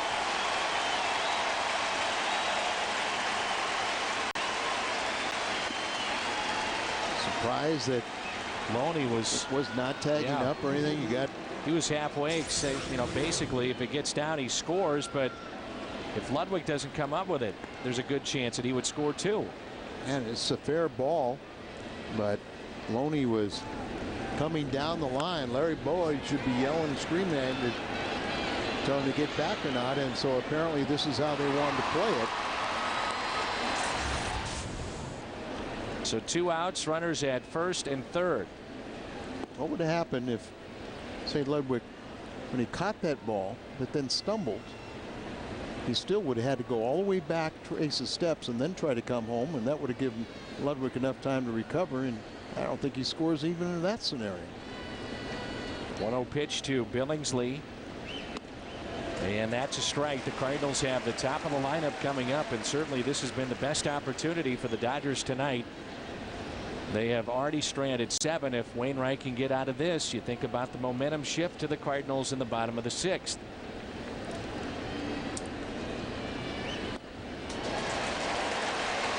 One and 2.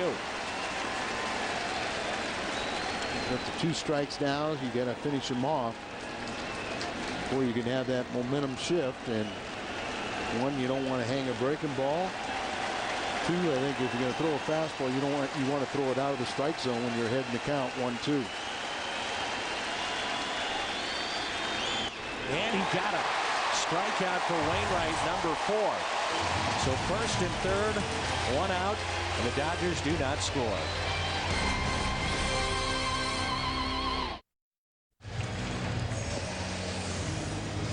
Bottom of the 6th rolls in here at Busch Stadium in St. Louis. A delay at the start of our ball game tonight. Game 2 of this 4-game series.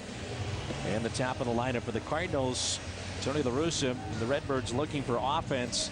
Just 1 hit tonight. Matt Holliday back in the 4th with a single. And the Dodgers have stranded 9 so far, midway through 6. See if that momentum does change. The Cardinals here in the bottom half of this inning after the Dodgers had first and third and 1 out and did not score. Well, 20 straight starts for Wainwright. He's gone at least 6 innings. So he's doing his job, trying to pick up his 12th victory on the season. And Billingsley is trying to win his 11th. So a good pitching matchup and not disappointed to this point. See a shot there of Julio Lugo. Jim Hayes had a chance to visit with Julio on the pregame show tonight. Nice chat as he is getting a fresh start with the Cardinals. Just didn't work out all that well with Boston. Started out fine and did not finish up well. Well, he had the knee injury, and so he kind of got set behind, and sometimes you need to change the scenery, and if you get off to a good start, it can propel you. And remember, now you're looking at the Boston paying his salary for next season. You know, but that's what a team like New York, Boston, the Angels, to an extent the Cubs now can do. You know, if you're unhappy with a player and he's owed that kind of money, they can afford to say, see you later. That's right. Small market clubs or even medium market clubs don't have that flexibility. 2-2. That's what makes the Cardinals moves, you know, in my mind, awfully gutsy.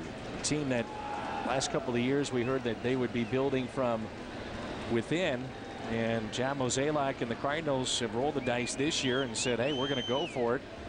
They have added payroll, and a lot of teams, especially in the current economic situation, are saying, look, we need to keep on to our young players. They're cheap, they're inexpensive in relative terms, you know, baseball terms. Right, and you still are going to have some of those 0 to 3 players that are not making a lot of money, so you can afford to pay the star players and balance your books. Here's a 3-2 pitch to Skip. To the backstop it goes. Pitch that was inside, and the leadoff man is on.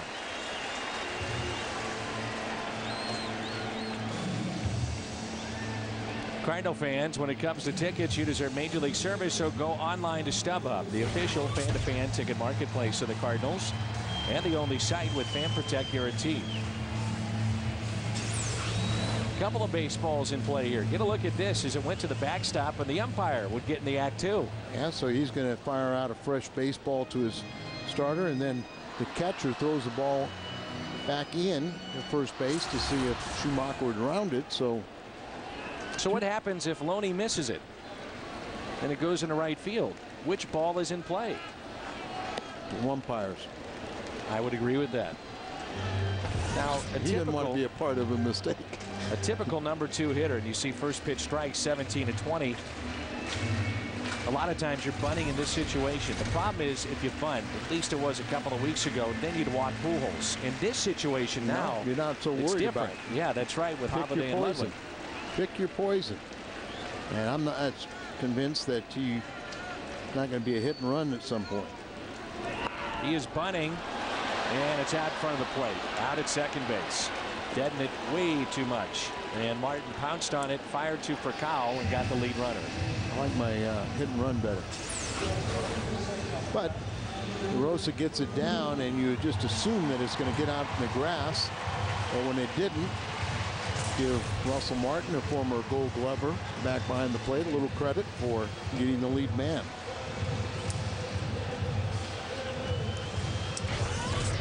Albert Pujols' last home run came against Arizona. It's been a while.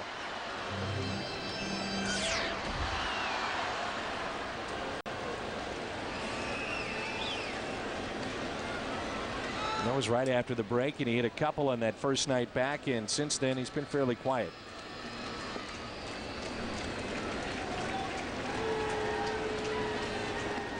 A single run may be enough for this game on either side.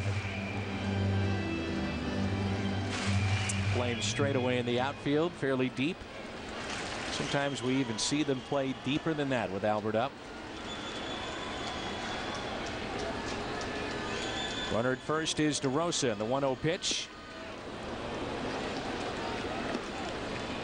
One thing we've seen from Billingsley, this guy is nasty. It looks like it. He's got a slower breaking ball, but he's got a slider out there. They respect his fastball. Can spot the ball pretty effectively, and it keeps you honest by throwing just enough inside so you don't dive across the plate for the pitch away. Good pick by Martin, fires to first, and DeRosa back in safely. It's good play by Martin and also DeRosa, the base runner, to get back.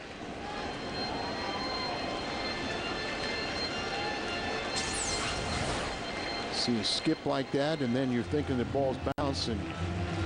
Maybe you could get that caught taking the secondary lead and one step too far and you get picked off. Matt Holliday on deck. 2 balls, 1 strike to count on Albert. 1 out and a runner at first base. 2-2.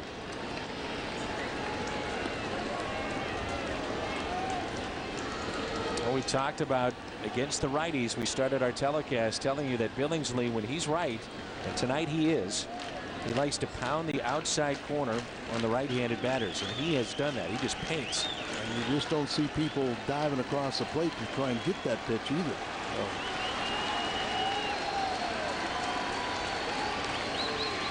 So. 2-2.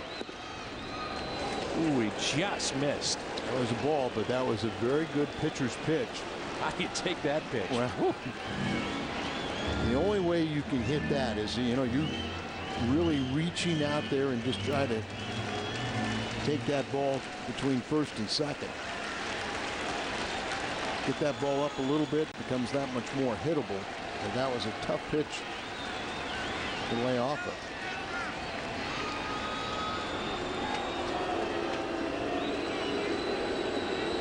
And still with only 1 hit, they've received 3 walks tonight, but just 1 hit off the bat of Holliday, who's on deck. But got the big 3-2 pitch here.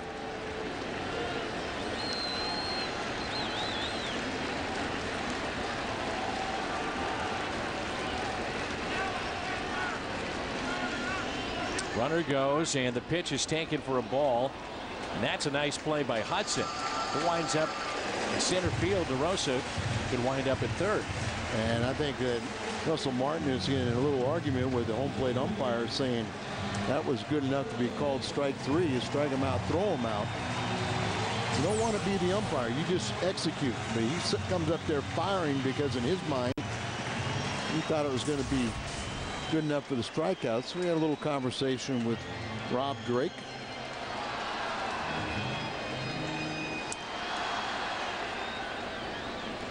So 1 out, runners at first and second for Holiday.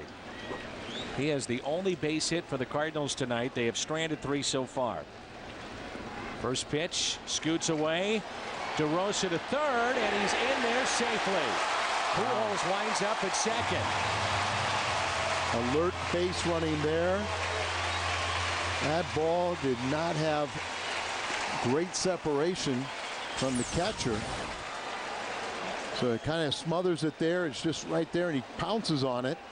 And if that throw is to the infield side, DeRosa may be out. But since it's to the foul territory, he gets to the back part of the base.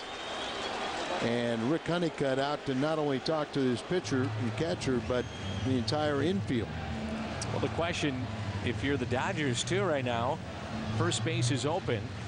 Do you put him on and deal with Ludwig with the bases loaded and 1 out? Well, and that's, in my mind, Joe Torre's probably going to at least go after Holiday. And if they fall behind the count, say 2-0, then you go ahead and put him on. Start fresh against Ludwig. But it's the same old scenario, Dan. You know, you need protection for Albert. You get that with Holiday, but you need protection for him also.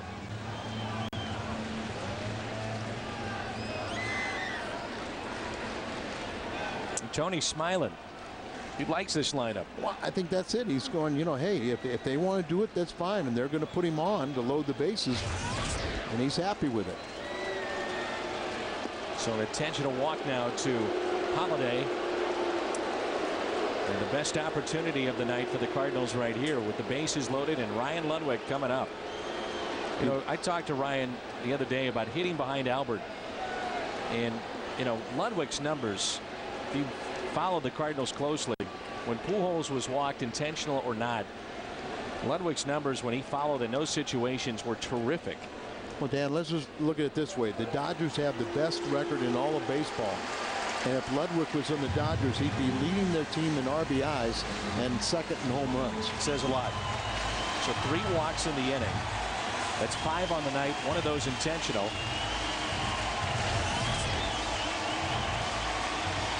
These fans that have stuck around now have a chance to get a little excited as the bases are loaded with 1 out. On their feet at Busch. Nothing game, and they bottom the 6th inning. 1 pitch could determine the outcome.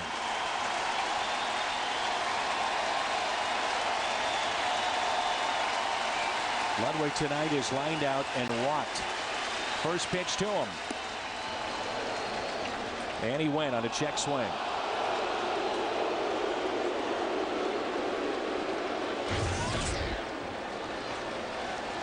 This season, 1 home run, that grand slam at Kansas City, his only grand slam of his career. Got a 6 for 11, 545 average with the bases loaded this year.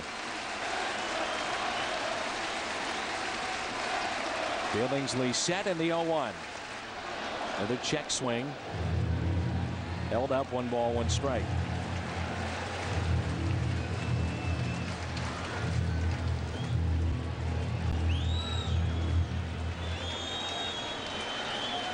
Playing deep and straight away in the outfield.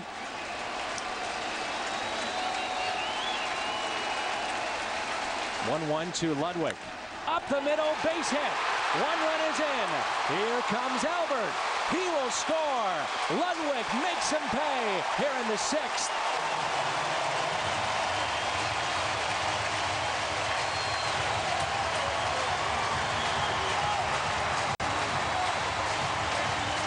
Pick your poison. Ludwig very confident in his ability to drive in runners, and good RBI guys go up and they thrive in those moments. They want to be there for the game on the line. Instead of doing it with a sacrifice fly, he hits one right back up the middle and drives in two, giving him 65 on the season. And Adam Wainwright is appreciative. So one out, first and second. Rasmus takes a ball a little bit low. So only 2 hits for the Cardinals tonight, 8 for Los Angeles. The Dodgers have stranded 9. And yet the Cardinals have themselves a 2-0 lead. Well, 5 walks. 3 of them this inning, 1 intentional.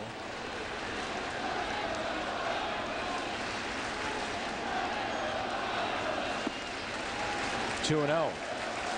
Molina on deck. Stirring in the Dodgers bullpen.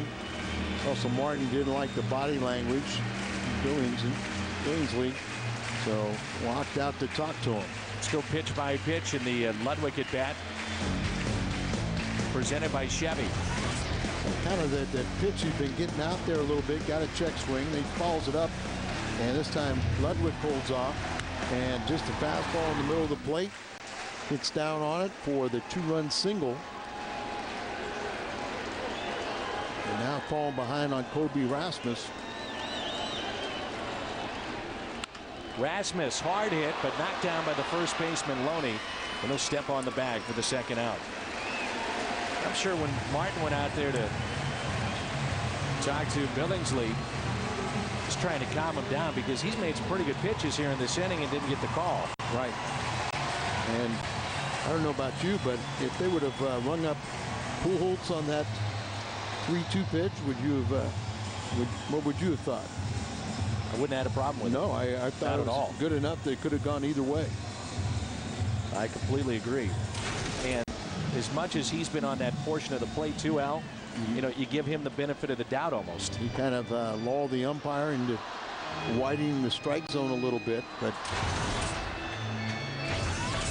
Albert's reputation maybe takes that away.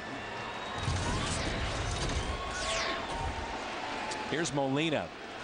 I think you like Yachty in this spot. For 2 outs. And the chance of Yachty here at the ballpark. If he wants to go on the outside portion of the plate, might benefit Molina, who is so good at just serving the ball into right. Well, he's almost trying to pull the ball, though. Grounded third the first time, then he swung it wildly at a pitch a foot outside, and that first one, it looks like he was trying to pull it. So he might change as he goes deeper into the count. He spun that breaking ball.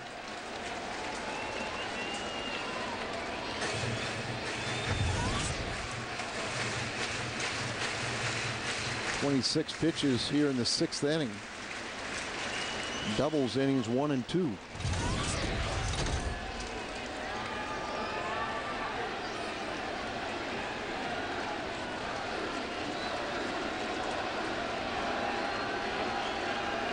Molina up the middle. 1 run in. Here comes another. Throw to the plate. Not in time. Yachty delivers with 2 outs. 4-0 St. Louis.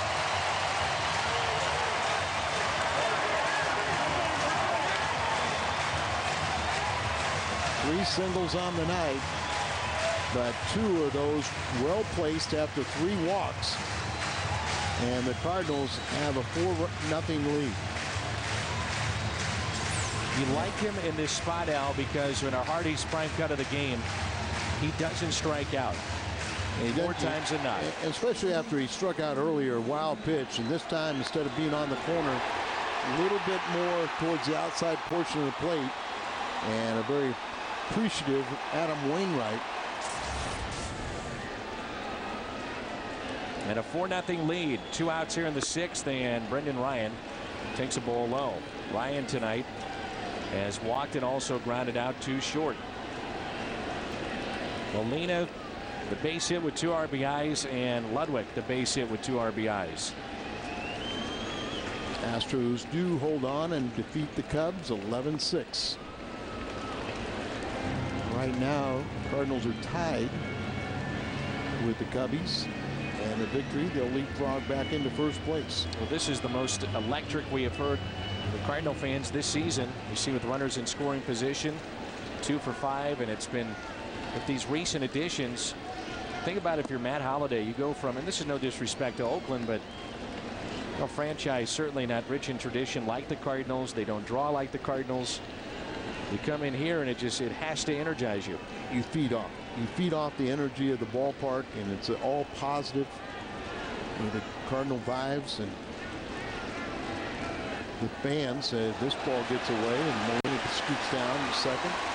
But just like the Cardinal players believe in this team now, and its complexity, that they feel that they can score runs. You know, Tony bats the pitcher 8th when he thinks the team is going to be offensively challenged. After these trades, we're only seeing the pitcher bat 9th, and the fans are believing now that it doesn't matter if you're, even when you're behind, you're still capable of coming from behind if you can stop the team from scoring. Vargas warming up, a right-hander. So they'll put Brendan Ryan on. That's 4 walks in this inning, 6 in the game. 2 of those have been intentional.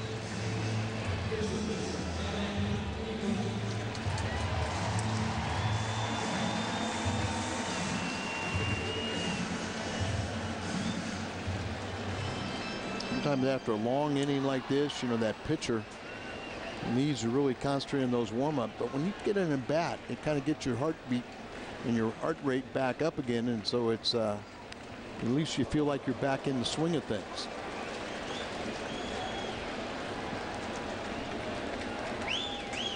I think this team is a little bit more excited too.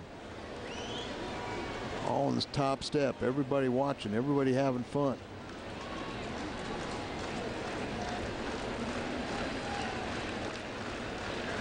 And Martin has been busy here in the 6th inning.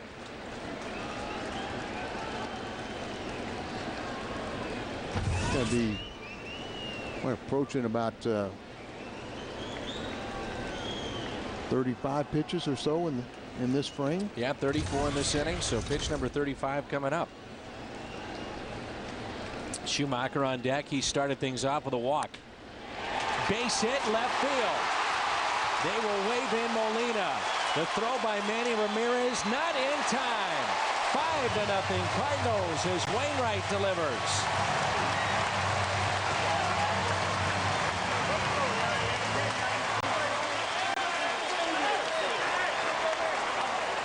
And that's why everyone was on the top step. Such a good athlete. He showed Wainwright his athleticism and a nice play at first base. He can help you swinging the bat, and we all know about his ability to pitch. Wow, it's getting blasé now.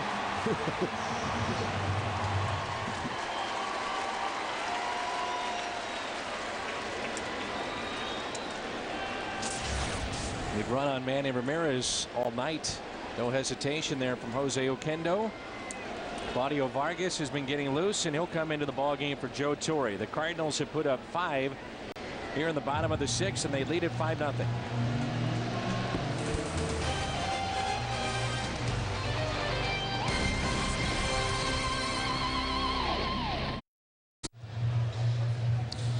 Welcome back as our Chevy called to the bullpen. Claudio Vargas comes in here. He made his first appearance this year, July 7th, for the Dodgers.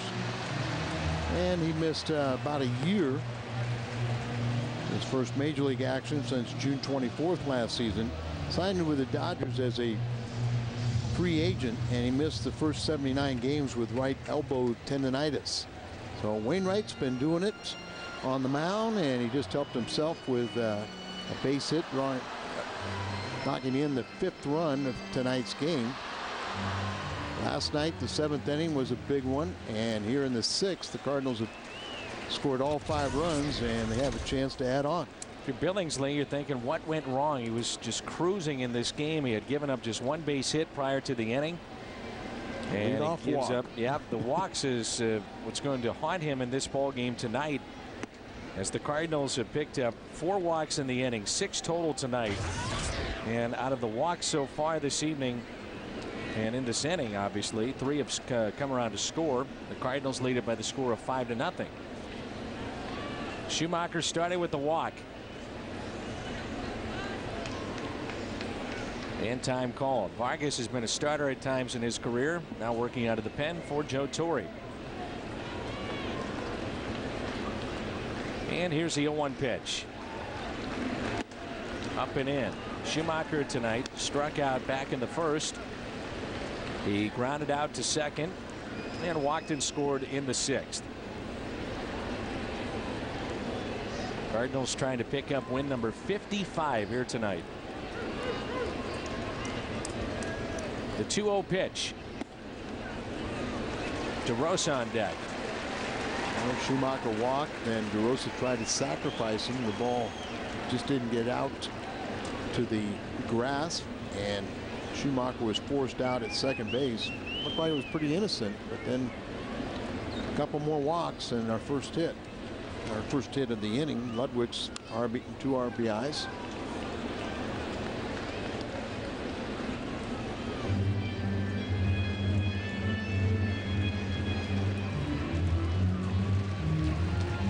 Tony La Russa trying to figure out the count. The scoreboard here at the ballpark has 3-1. We got 2-2.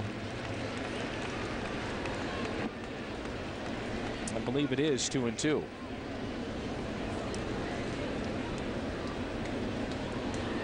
Mark Winter in our truck came up with that. 2-2 pitch.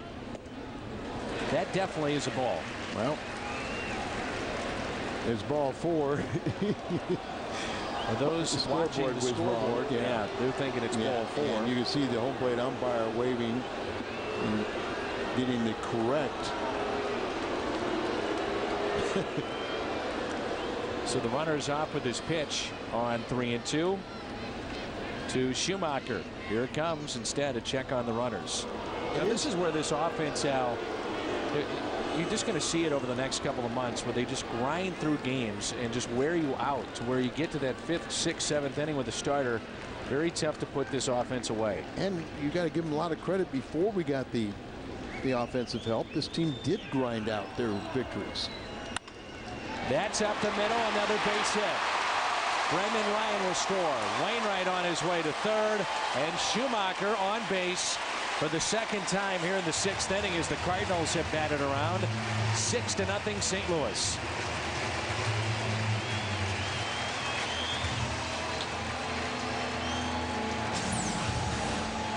Great to score 6. You like to kind of spread around more innings, but you'll take it any way you can. And another key base hit here with 2 outs. So now the run charged to Billingsley. And now all the walks have come in to score for the Cardinals here in the 6th inning. 2 of which were intentional. DeRosa trying to get in the act. 0 for 3. Runners at the corners now for the Cardinals, and still 2 outs. Russell Martin's been all over the place this inning, hasn't he? Yeah, and the at bat of this inning has to be Ludwig. Now, Molina's was pretty big too, but Ludwig got things going and got the Cardinals on the board after they intentionally have pitched around Matt Holliday with the walk. I don't want to minimize Molina, but you're absolutely right. Ludwig's the key blow to get him on the scoreboard. Here's a 1-0 pitch.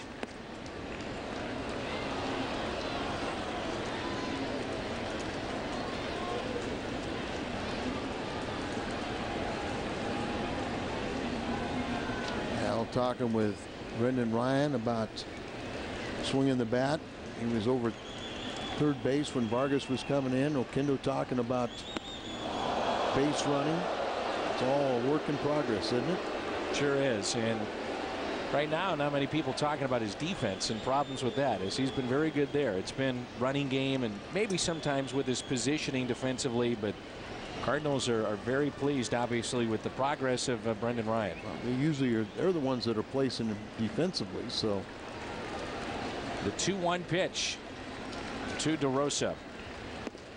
catches the corner. 2-2.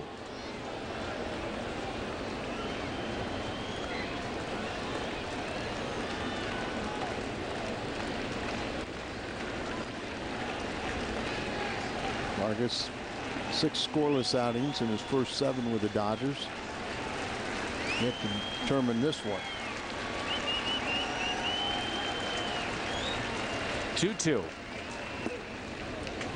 Tried to go with that same pitch and just missed. It's kind of like all over the plate.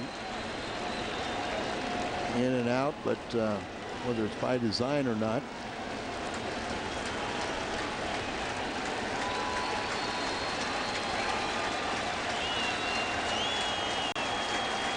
A 3-2 pitch. Runner from first goes, and a swing and a miss. But a big inning for the Cardinals as the Redbirds pick up 6.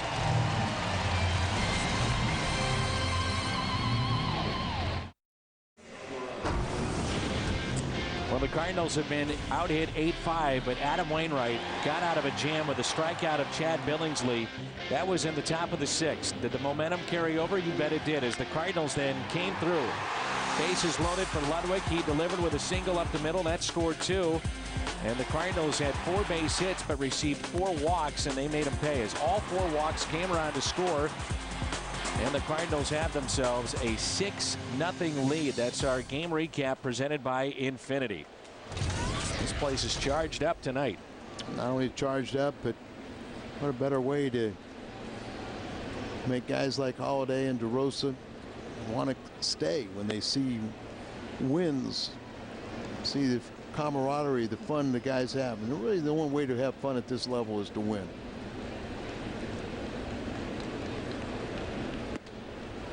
And that pitch taken up and in by Rafael Furcal. Furcal leads it off here in the 7th inning. Furcal, Hudson, and Manny Ramirez. This is a 4-game series. Game 2 here tonight. Rain delay at the start of our ball game. 2-1. And Dan, it's worth noting again, Adam Wainwright, 20 consecutive starts. He's gone at least 6 innings. And the Cardinal starters have thrown the most innings in the National League. And that's usually a good formula. You know, your bullpen doesn't get overtaxed. Everything kind of falls in place. You see he's a little upset as he's falling behind the count 3-1. On the other side, the Dodgers are real worried about their bullpen burning out. It's pitch number 94. Brendan Ryan to his right makes another good play. Pitches by inning for Wainwright. And the one that really got to him was the 5th, which he threw 20 pitches that inning. I want to go back to Brendan Ryan, who has committed an error tonight, but you know, the Cardinals turned 4 double plays last night, and people were still talking about the double play that he started going to his right and a ball that stayed down on him. Yeah, going down on it, his ability to throw sidearm, I thought in that time really paid off. And kind of falling away from the play, throwing almost underhand, submarine style. He threw a strike to his second baseman. We've talked about it. He is from Los Angeles, so this means a lot to him. He grew up a Dodger fan. Where's that pitch? 1 ball, 1 strike.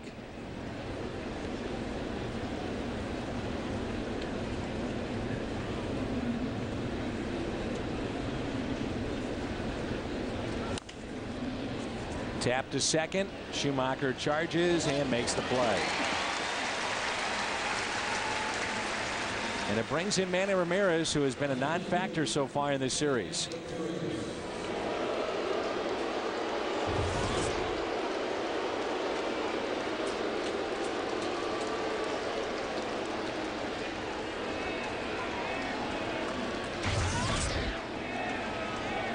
Remember one time Albert Pujols was lobbying for Manny to come to the Cardinals. I think he's fine where he is at. First pitch is a strike.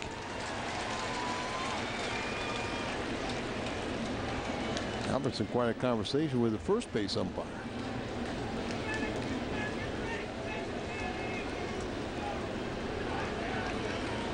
Two outs, nobody on. The 0-1 pitch to Manny.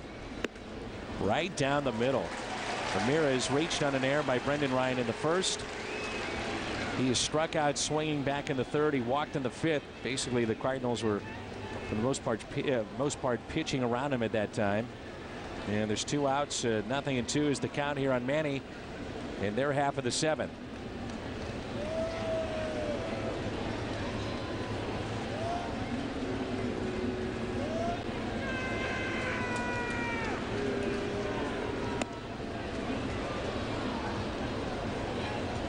Hundred pitches for Wainwright. You get the feeling that this would probably be it for him, even though the Cardinals have extended him deeper into games than some of the other starters.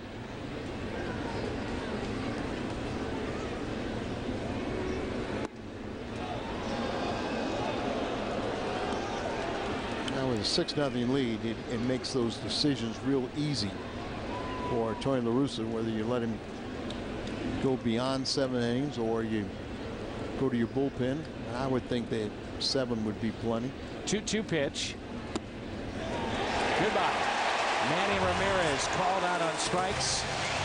Strikes out for the 2nd time tonight, and it's time to stretch. Big bats coming up. Cardinals baseball on Fox Sports Midwest is brought to you by Budweiser, who thanks you for being a designated driver, and by Bank of America. Cardinals banking only at Bank of America.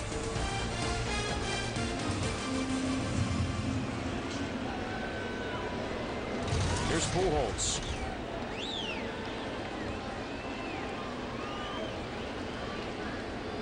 And to think where this offense could be once he starts swinging the bat like we know he can. It's just a matter of time. He's not going to, forget how to hit. Manny Ramirez, 2 strikeouts tonight. Does have the walk. Albert Pujols tonight walked and scored in the 6th inning. He's flied to center and also grounded out to third. Now he's in the hole, 0-2.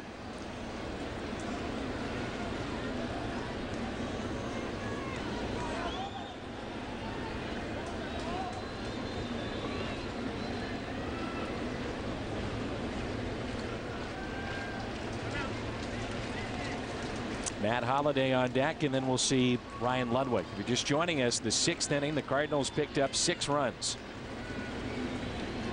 Keyed by Ludwig's base hit with the bases loaded. 0-2 to Albert. And he strikes out.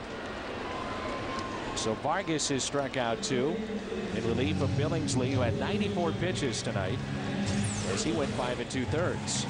I almost wonder whether he's seeing the ball well. Has made a couple off-balance swings, taking a few pitches. Holliday has scored a run. He's lined out to left and picked up the first single tonight. He needs to extend his doubles and extra base hit streak. Well, going into the 6th inning, the Cardinals only had 1 base hit. That was it. And they explode for the 6 runs. Remember, the 5th inning was a 1-2-3 with a couple strikeouts, so no reason to think that Billingsley was going to get so wild or have struggle the next inning. I said it last night, but in talking with Matt Holliday, again, I mean, it could be just reading into it. He just seems comfortable in this environment with the Cardinals. Obviously recharged because of what's going on in a pennant race, but this seems to be a good fit. Well, he's a Midwestern kid, from Oklahoma. Hit out of play. Athletic background. I've always liked guys that have a football background. Mentally, it makes them a little tougher.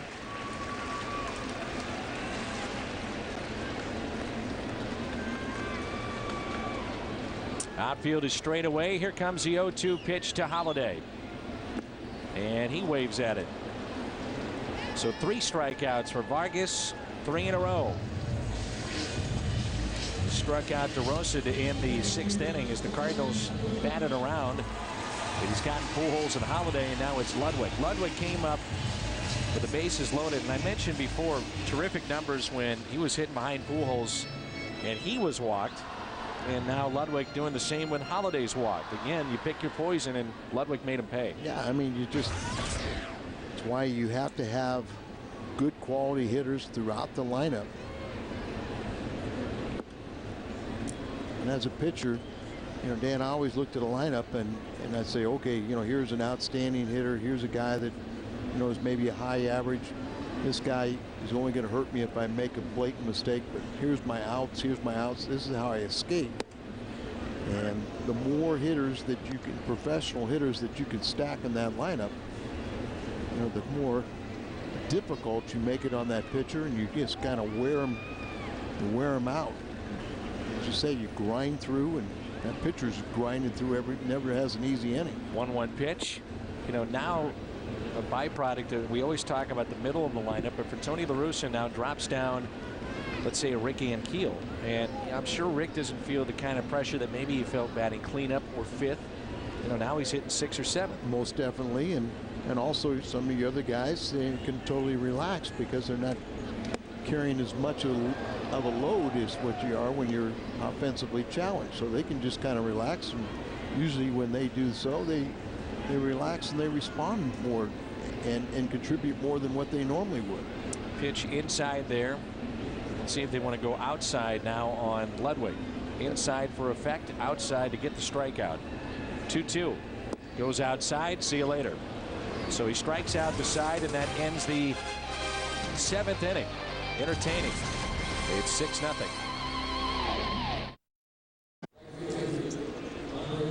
This copyrighted telecast is presented by the authority of the Cardinals and may not be reproduced or retransmitted in any form, and the accounts and descriptions of this game may not be disseminated without the express written consent of the St. Louis Cardinals. Top of the 8th, and this crowd is still stuck around despite the rain delay as we approach 11 o'clock here in Mid-America.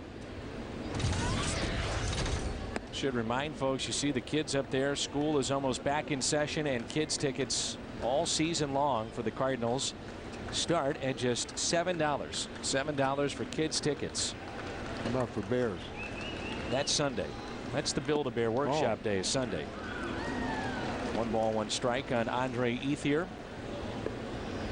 But for kids, you know, take into account, go to STLCardinals.com. You go to the Fan Values Corner and find a half-price night, and that will list you the half-price nights that are still remaining in the season. So a family of 4, if you wanted to, could come to the ballpark for just $30. It was a half-price night last night.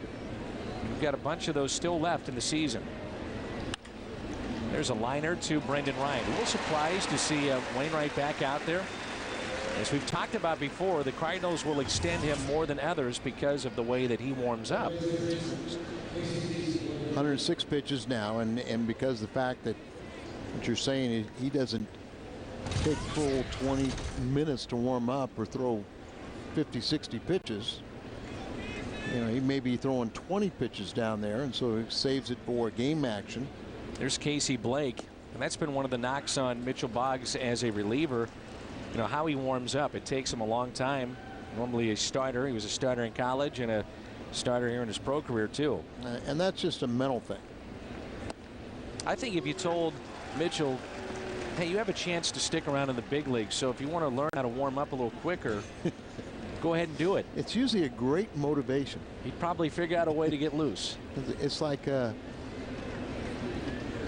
know, how when you promote someone, how quickly they can get to the big leagues, and it takes a little longer for them to be demoted. You find a way to make it happen, Al. You know. I agree with you. Ground ball to Brendan Ryan.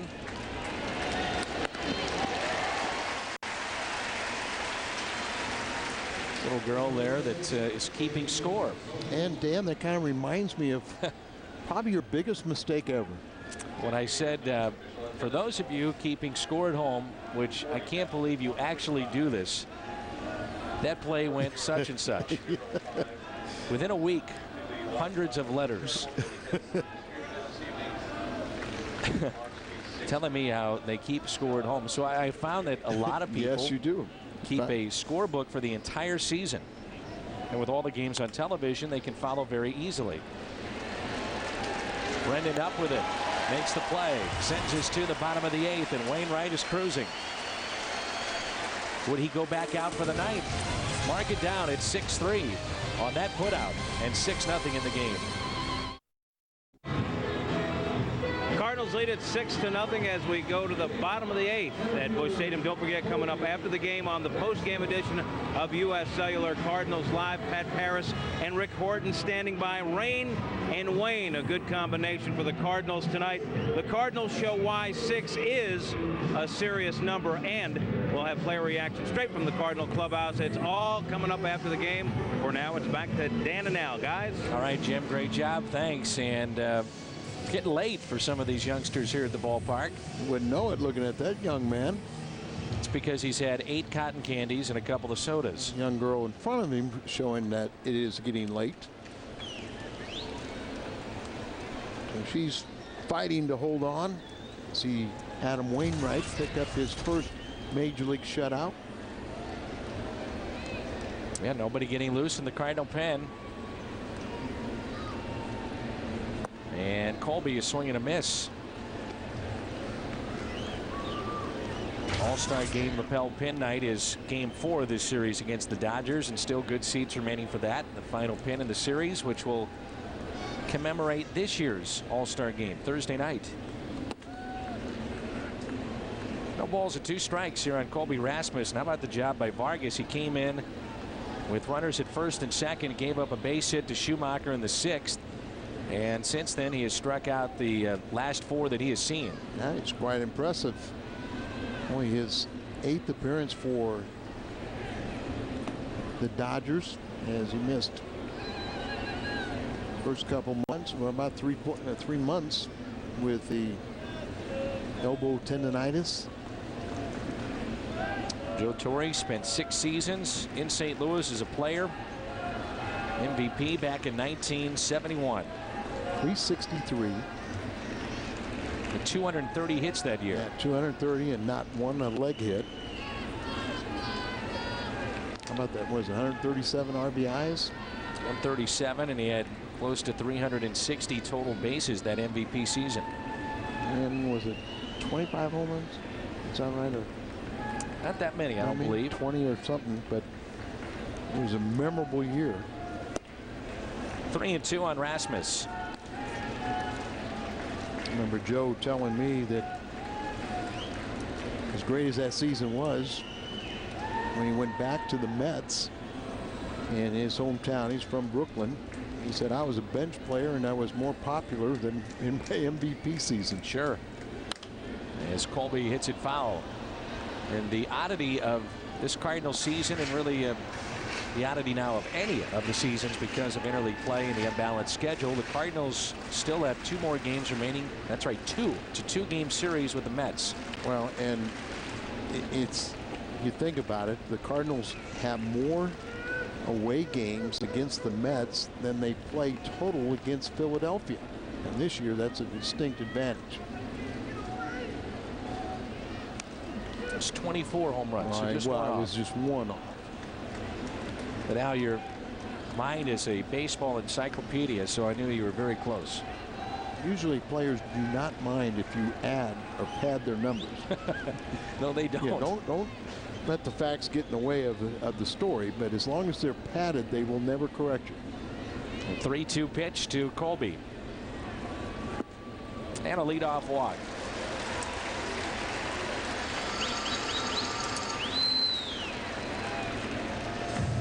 Colby Rasmus, it's, you know, I mentioned earlier he needs to work on his walks. That's only his 8th walk since May 25th. And earlier, he went 114 at bats in between walks.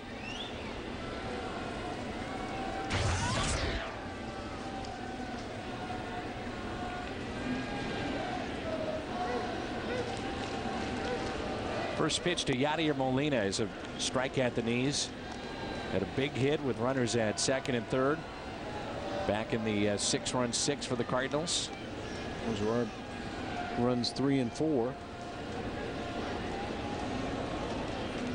We always talk about that pitcher after a big inning or run scoring, shutting the door, and Wainwright has done that. It's been 6 up and 6 down.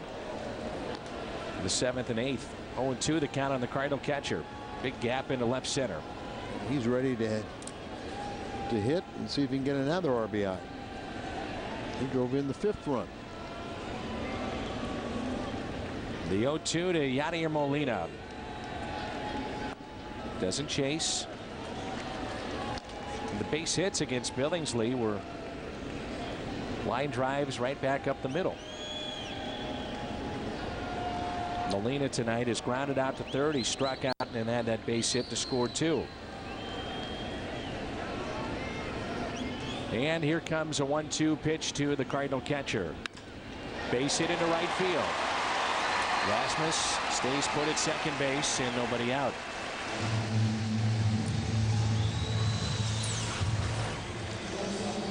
Inside out stroke and lops the ball into right field.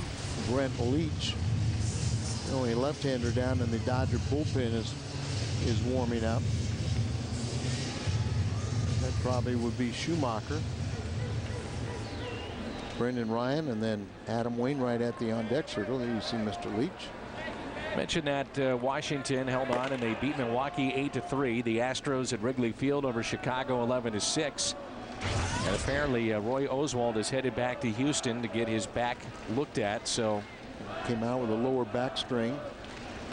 You would assume that he would be out for a start this weekend. Just being cautious, I would think so.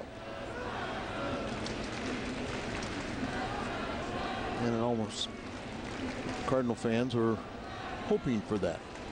0-1 pitch. Brendan Ryan shoots it foul. No balls and 2 strikes. But you know, the Cardinals and Houston have a lot of games left. Miguel Tejada had 5 RBIs for the Astros.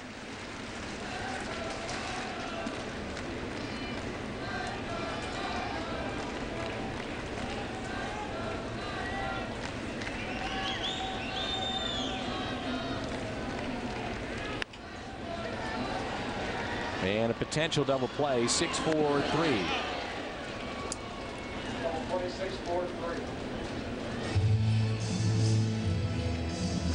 So 2 outs, and it brings in Adam Wainwright. If you missed the pregame show, you should tune in as Jim has all the news.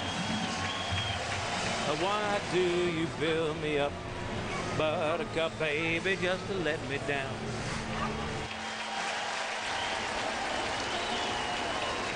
Al, your thoughts? They're going to pinch hit for Wainwright. I think Tony wanted Adam to get his applause, but I'm not sure he's happy with coming out of this game and denied the chance for the shutout. But pitch count got up there, but he wanted the home fans to at least get to acknowledge what an outstanding effort he had here tonight. Mott, we got up just a couple of pitches a batter ago, and I thought, well, maybe just wanted to tune up for tomorrow, but Wainwright's happy and disappointed all in the same emotions.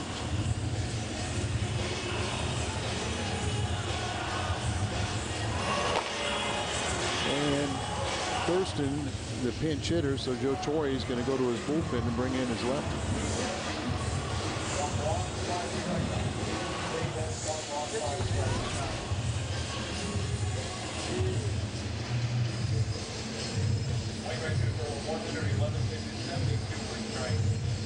Chevy called to the bullpen.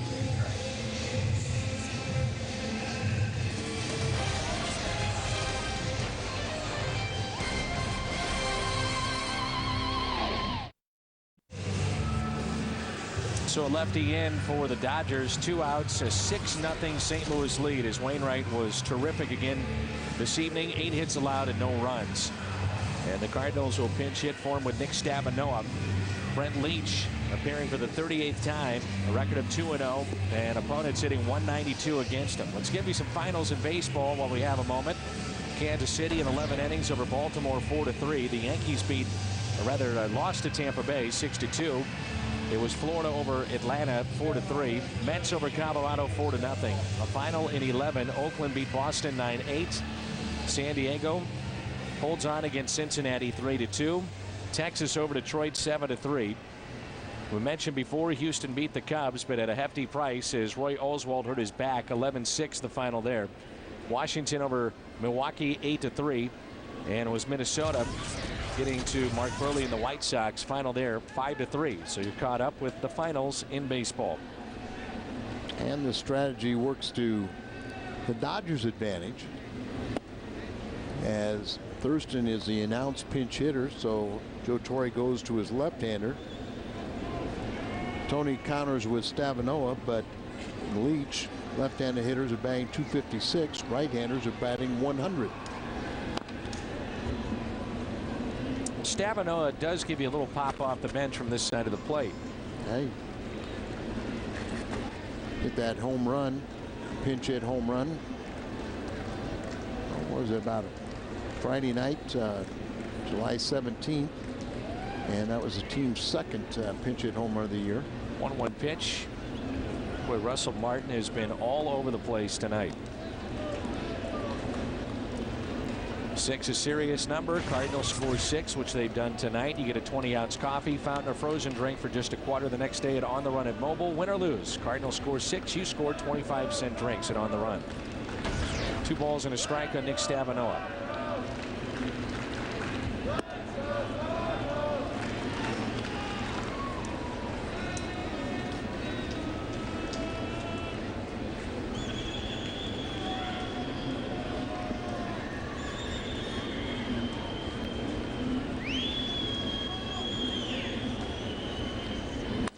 Stavanoa, base hit. Broke his bat. 7-0 Cardinals. As Nick Stavanoa picks up a pinch hit double RBI. That's good to see. Stavanoa has been in a little bit of a rut. So he was 0 for his last 10. And he hits it by Casey Blake.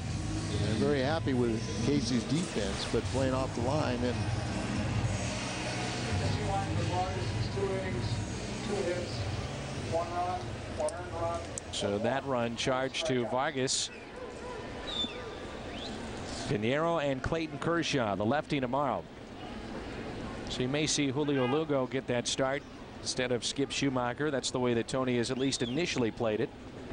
And the way Lugo has swung the bat, it's I think it would be the pattern you would expect. And at 9-9, that record for Pinheiro, very misleading. The lack of home runs that he's allowed and doesn't walk anybody.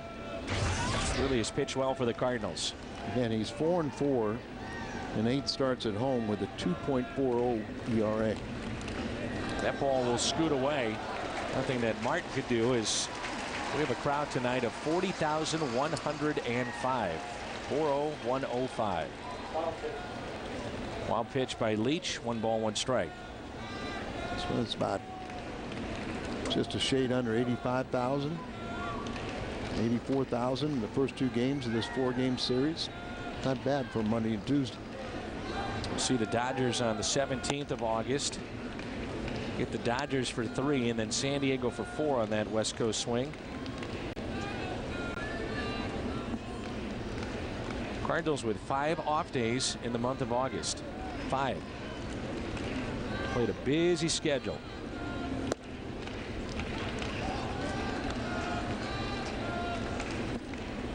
Next road trip is a 5-game trip. 2 at the Mets, an off day on the 6th, which is a Thursday, and then 3 with Pittsburgh. The 7th, the 8th, and the 9th. Cardinals welcome Houston to town this weekend. 2-2 pitch.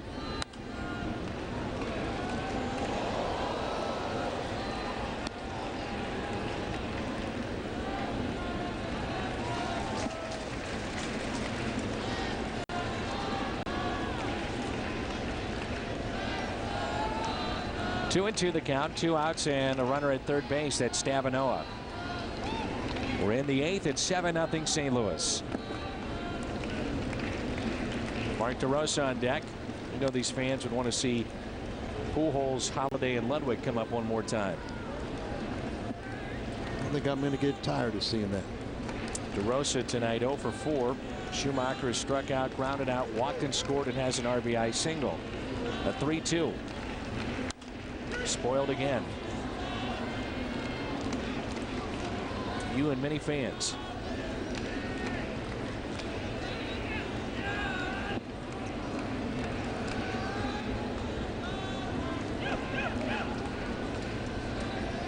Albert, I know, would love to get another at bat, trying to pick up his first hit. And a walk to Schumacher. So first and third with 2 outs. Cardinals tonight have received 8 walks. 5 of the 8 have come around to score. All 4 in their 6-run, 6 innings. It just shows you you just cannot do that and expect to win. Said as a pitcher, if the one thing I could take back is all the walks that I did give up. I mean, it's just nothing good can happen from them. So 2 outs, runners at first and third. DeRosa out to deep right field. At the track, at the wall, and it's gone. An opposite field 3-run homer for Mark DeRosa. His 6th on the year, 2nd in this series. And he finally picks up a base hit. This time it's a 3-run homer. Combine his numbers with Cleveland and St. Louis. That's 19 home runs now for him. Is his bat come alive? And Albert will get the chance after DeRosa hits this bomb. And Ethier just runs out of room, and the Cardinals with a convincing 10-0 lead on just 9 hits because of all those walks. And the first pitch to Albert is taken low and in. Pujols tonight was Pujols grounding out to third. He's fly to center. Walked and scored and struck out against Vargas in the 8th. The 1-0 pitch. Pujols chases a ball down. She's counting all those walks that come around to score, isn't she? Either that or the runs. 10-0 Cardinals. Who would have thought that back in the 6th inning when the Cardinals had 1 base hit? Pujols chases another ball down. 394 feet, the measured distance of the home run. He's hit a couple of these home runs he's hit with the Cardinals. Talking about DeRosa has been to the opposite field. He's showing a good pop to all fields. And a 1-2 to Pujols. 2-2. The Cardinals pick up 10 runs tonight without Pujols, at least at this point, having a base hit. 0 for 3. He did walk and come around to score. The 2-2 pitch to Albert.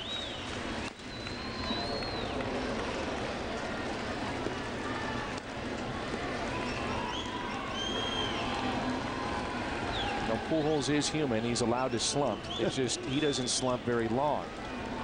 Those stretches are few and far between too. But like you say, if you can go through a little downtime and the club still win, you know it's only a matter of time before he starts making people pay.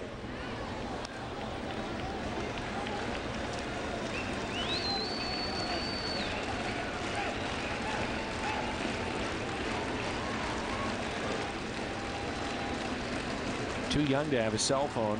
If she did, it would be text message central.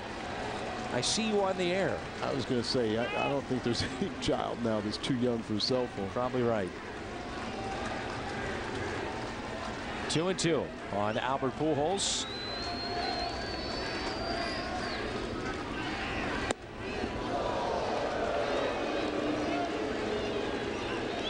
I did not buy it, but my 12-year-old grandson has a cell phone.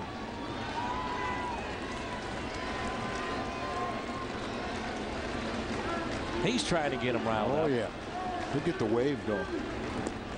And we'll see Holiday hit one more time as Pujols draws his second walk. It's 9 walks the Cardinals have been issued. And Leach hasn't retired a batter yet. And looks like he will not have a chance to retire a batter, as Torrey has popped out of the bullpen. You got the confirmation from Honeycutt that his right-hander is ready.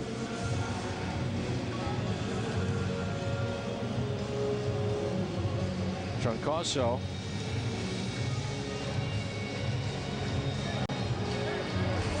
The right-hander will come in. We'll tell you all about him when we come back. It's a Chevrolet call to the bullpen. She's been busy. All these Cardinal runs. He will be 38 on August 14th, and Mark Loretta, not Troncoso, will be the pitcher. So the utility man comes in for Joe Torre. That's one way to save your bullpen. Well, yeah, and isn't it interesting, on page 153 of the Dodgers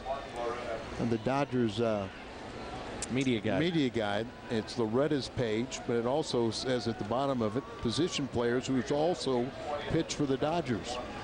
There have been 6 position players to date, and now it'd make it 7. But one of the things you definitely don't want to see is somebody get hurt, and I guess that hit Holiday on the foot.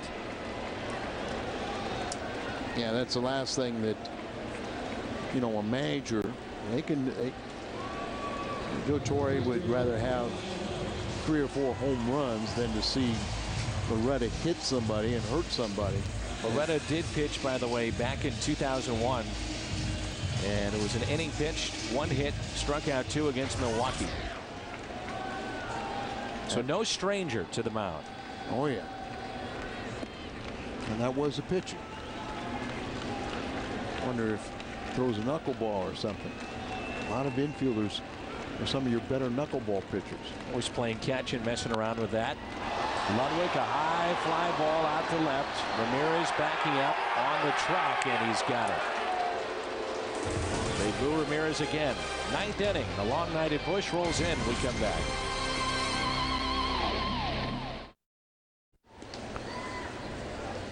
Dodgers, the only team in baseball without a 3-game losing streak, and that could quickly come to fruition here tonight, as they've lost 2 in a row, and they trail 10-0 here in the 9th inning. A little tune-up here for Jason Mott. Remember, he suffered his 4th loss with a 5-run outing on Saturday against the Phillies, and on Friday night he stranded 2 with a couple of strikeouts. So the 27-year-old takes over for the Cardinals. You start looking at the starts now of Adam Wainwright and the numbers that he has piled up. Pretty impressive. San Francisco 9 innings, at Milwaukee 8 1/3, at Chicago 8 innings, Arizona 7 innings. At the start against Washington, as he picked up a win there, that was a rain-shortened game, and then goes 8 innings here tonight. Juan Pierre taps it, and that's a leadoff base hit. His speed, there's no chance to retire him with a swinging bunt. And Albert does the right thing, as Jason Mott, thinking he has a chance, throws from his knees, and Albert comes off the bag to make sure it doesn't go down in the corner. There's about 95 coming at Albert's ankles. Mott, the former catcher, of course, now converted pitcher, and he throws hard. You don't see empty seats very often at Busch Stadium, but who could blame the fans? It's 11:30, rain delayed game, and we've had over 40,000 here tonight. Venture to say most of those 40,000 stuck around for at least a good 5, 6, 7 innings. You know, if not a little bit more. I think after Albert and Holiday hit the time before, back in the 7th inning, I think people started thinking that was it. They wouldn't get up again, but well, some of them were denied a walk and a hit batter by the 2 stars. Big inning for the Cardinals was in the 6th. This is popped up a mile high. Pujols under it. Makes the catch. 6 runs in the 6th, and the Cardinals also had 4 runs in the 8th, highlighted by Mark DeRosa's 3-run homer, his 19th of the year. Adam Wainwright is our Budweiser player of the game. 8 innings, 8 hits, a walk and 5 strikeouts, as he was terrific again this evening. How can Joe Torre let his pitcher hit, trailing 10-0? John Hewlett just said, pitcher Mark Loretta. The folks here at Busch Stadium. I always find these, when I was a fan, coming to the games and not working the games, if you want to call this work, that these kind of games were the fun ones to be at. I never get tired of seeing a position player, pitch.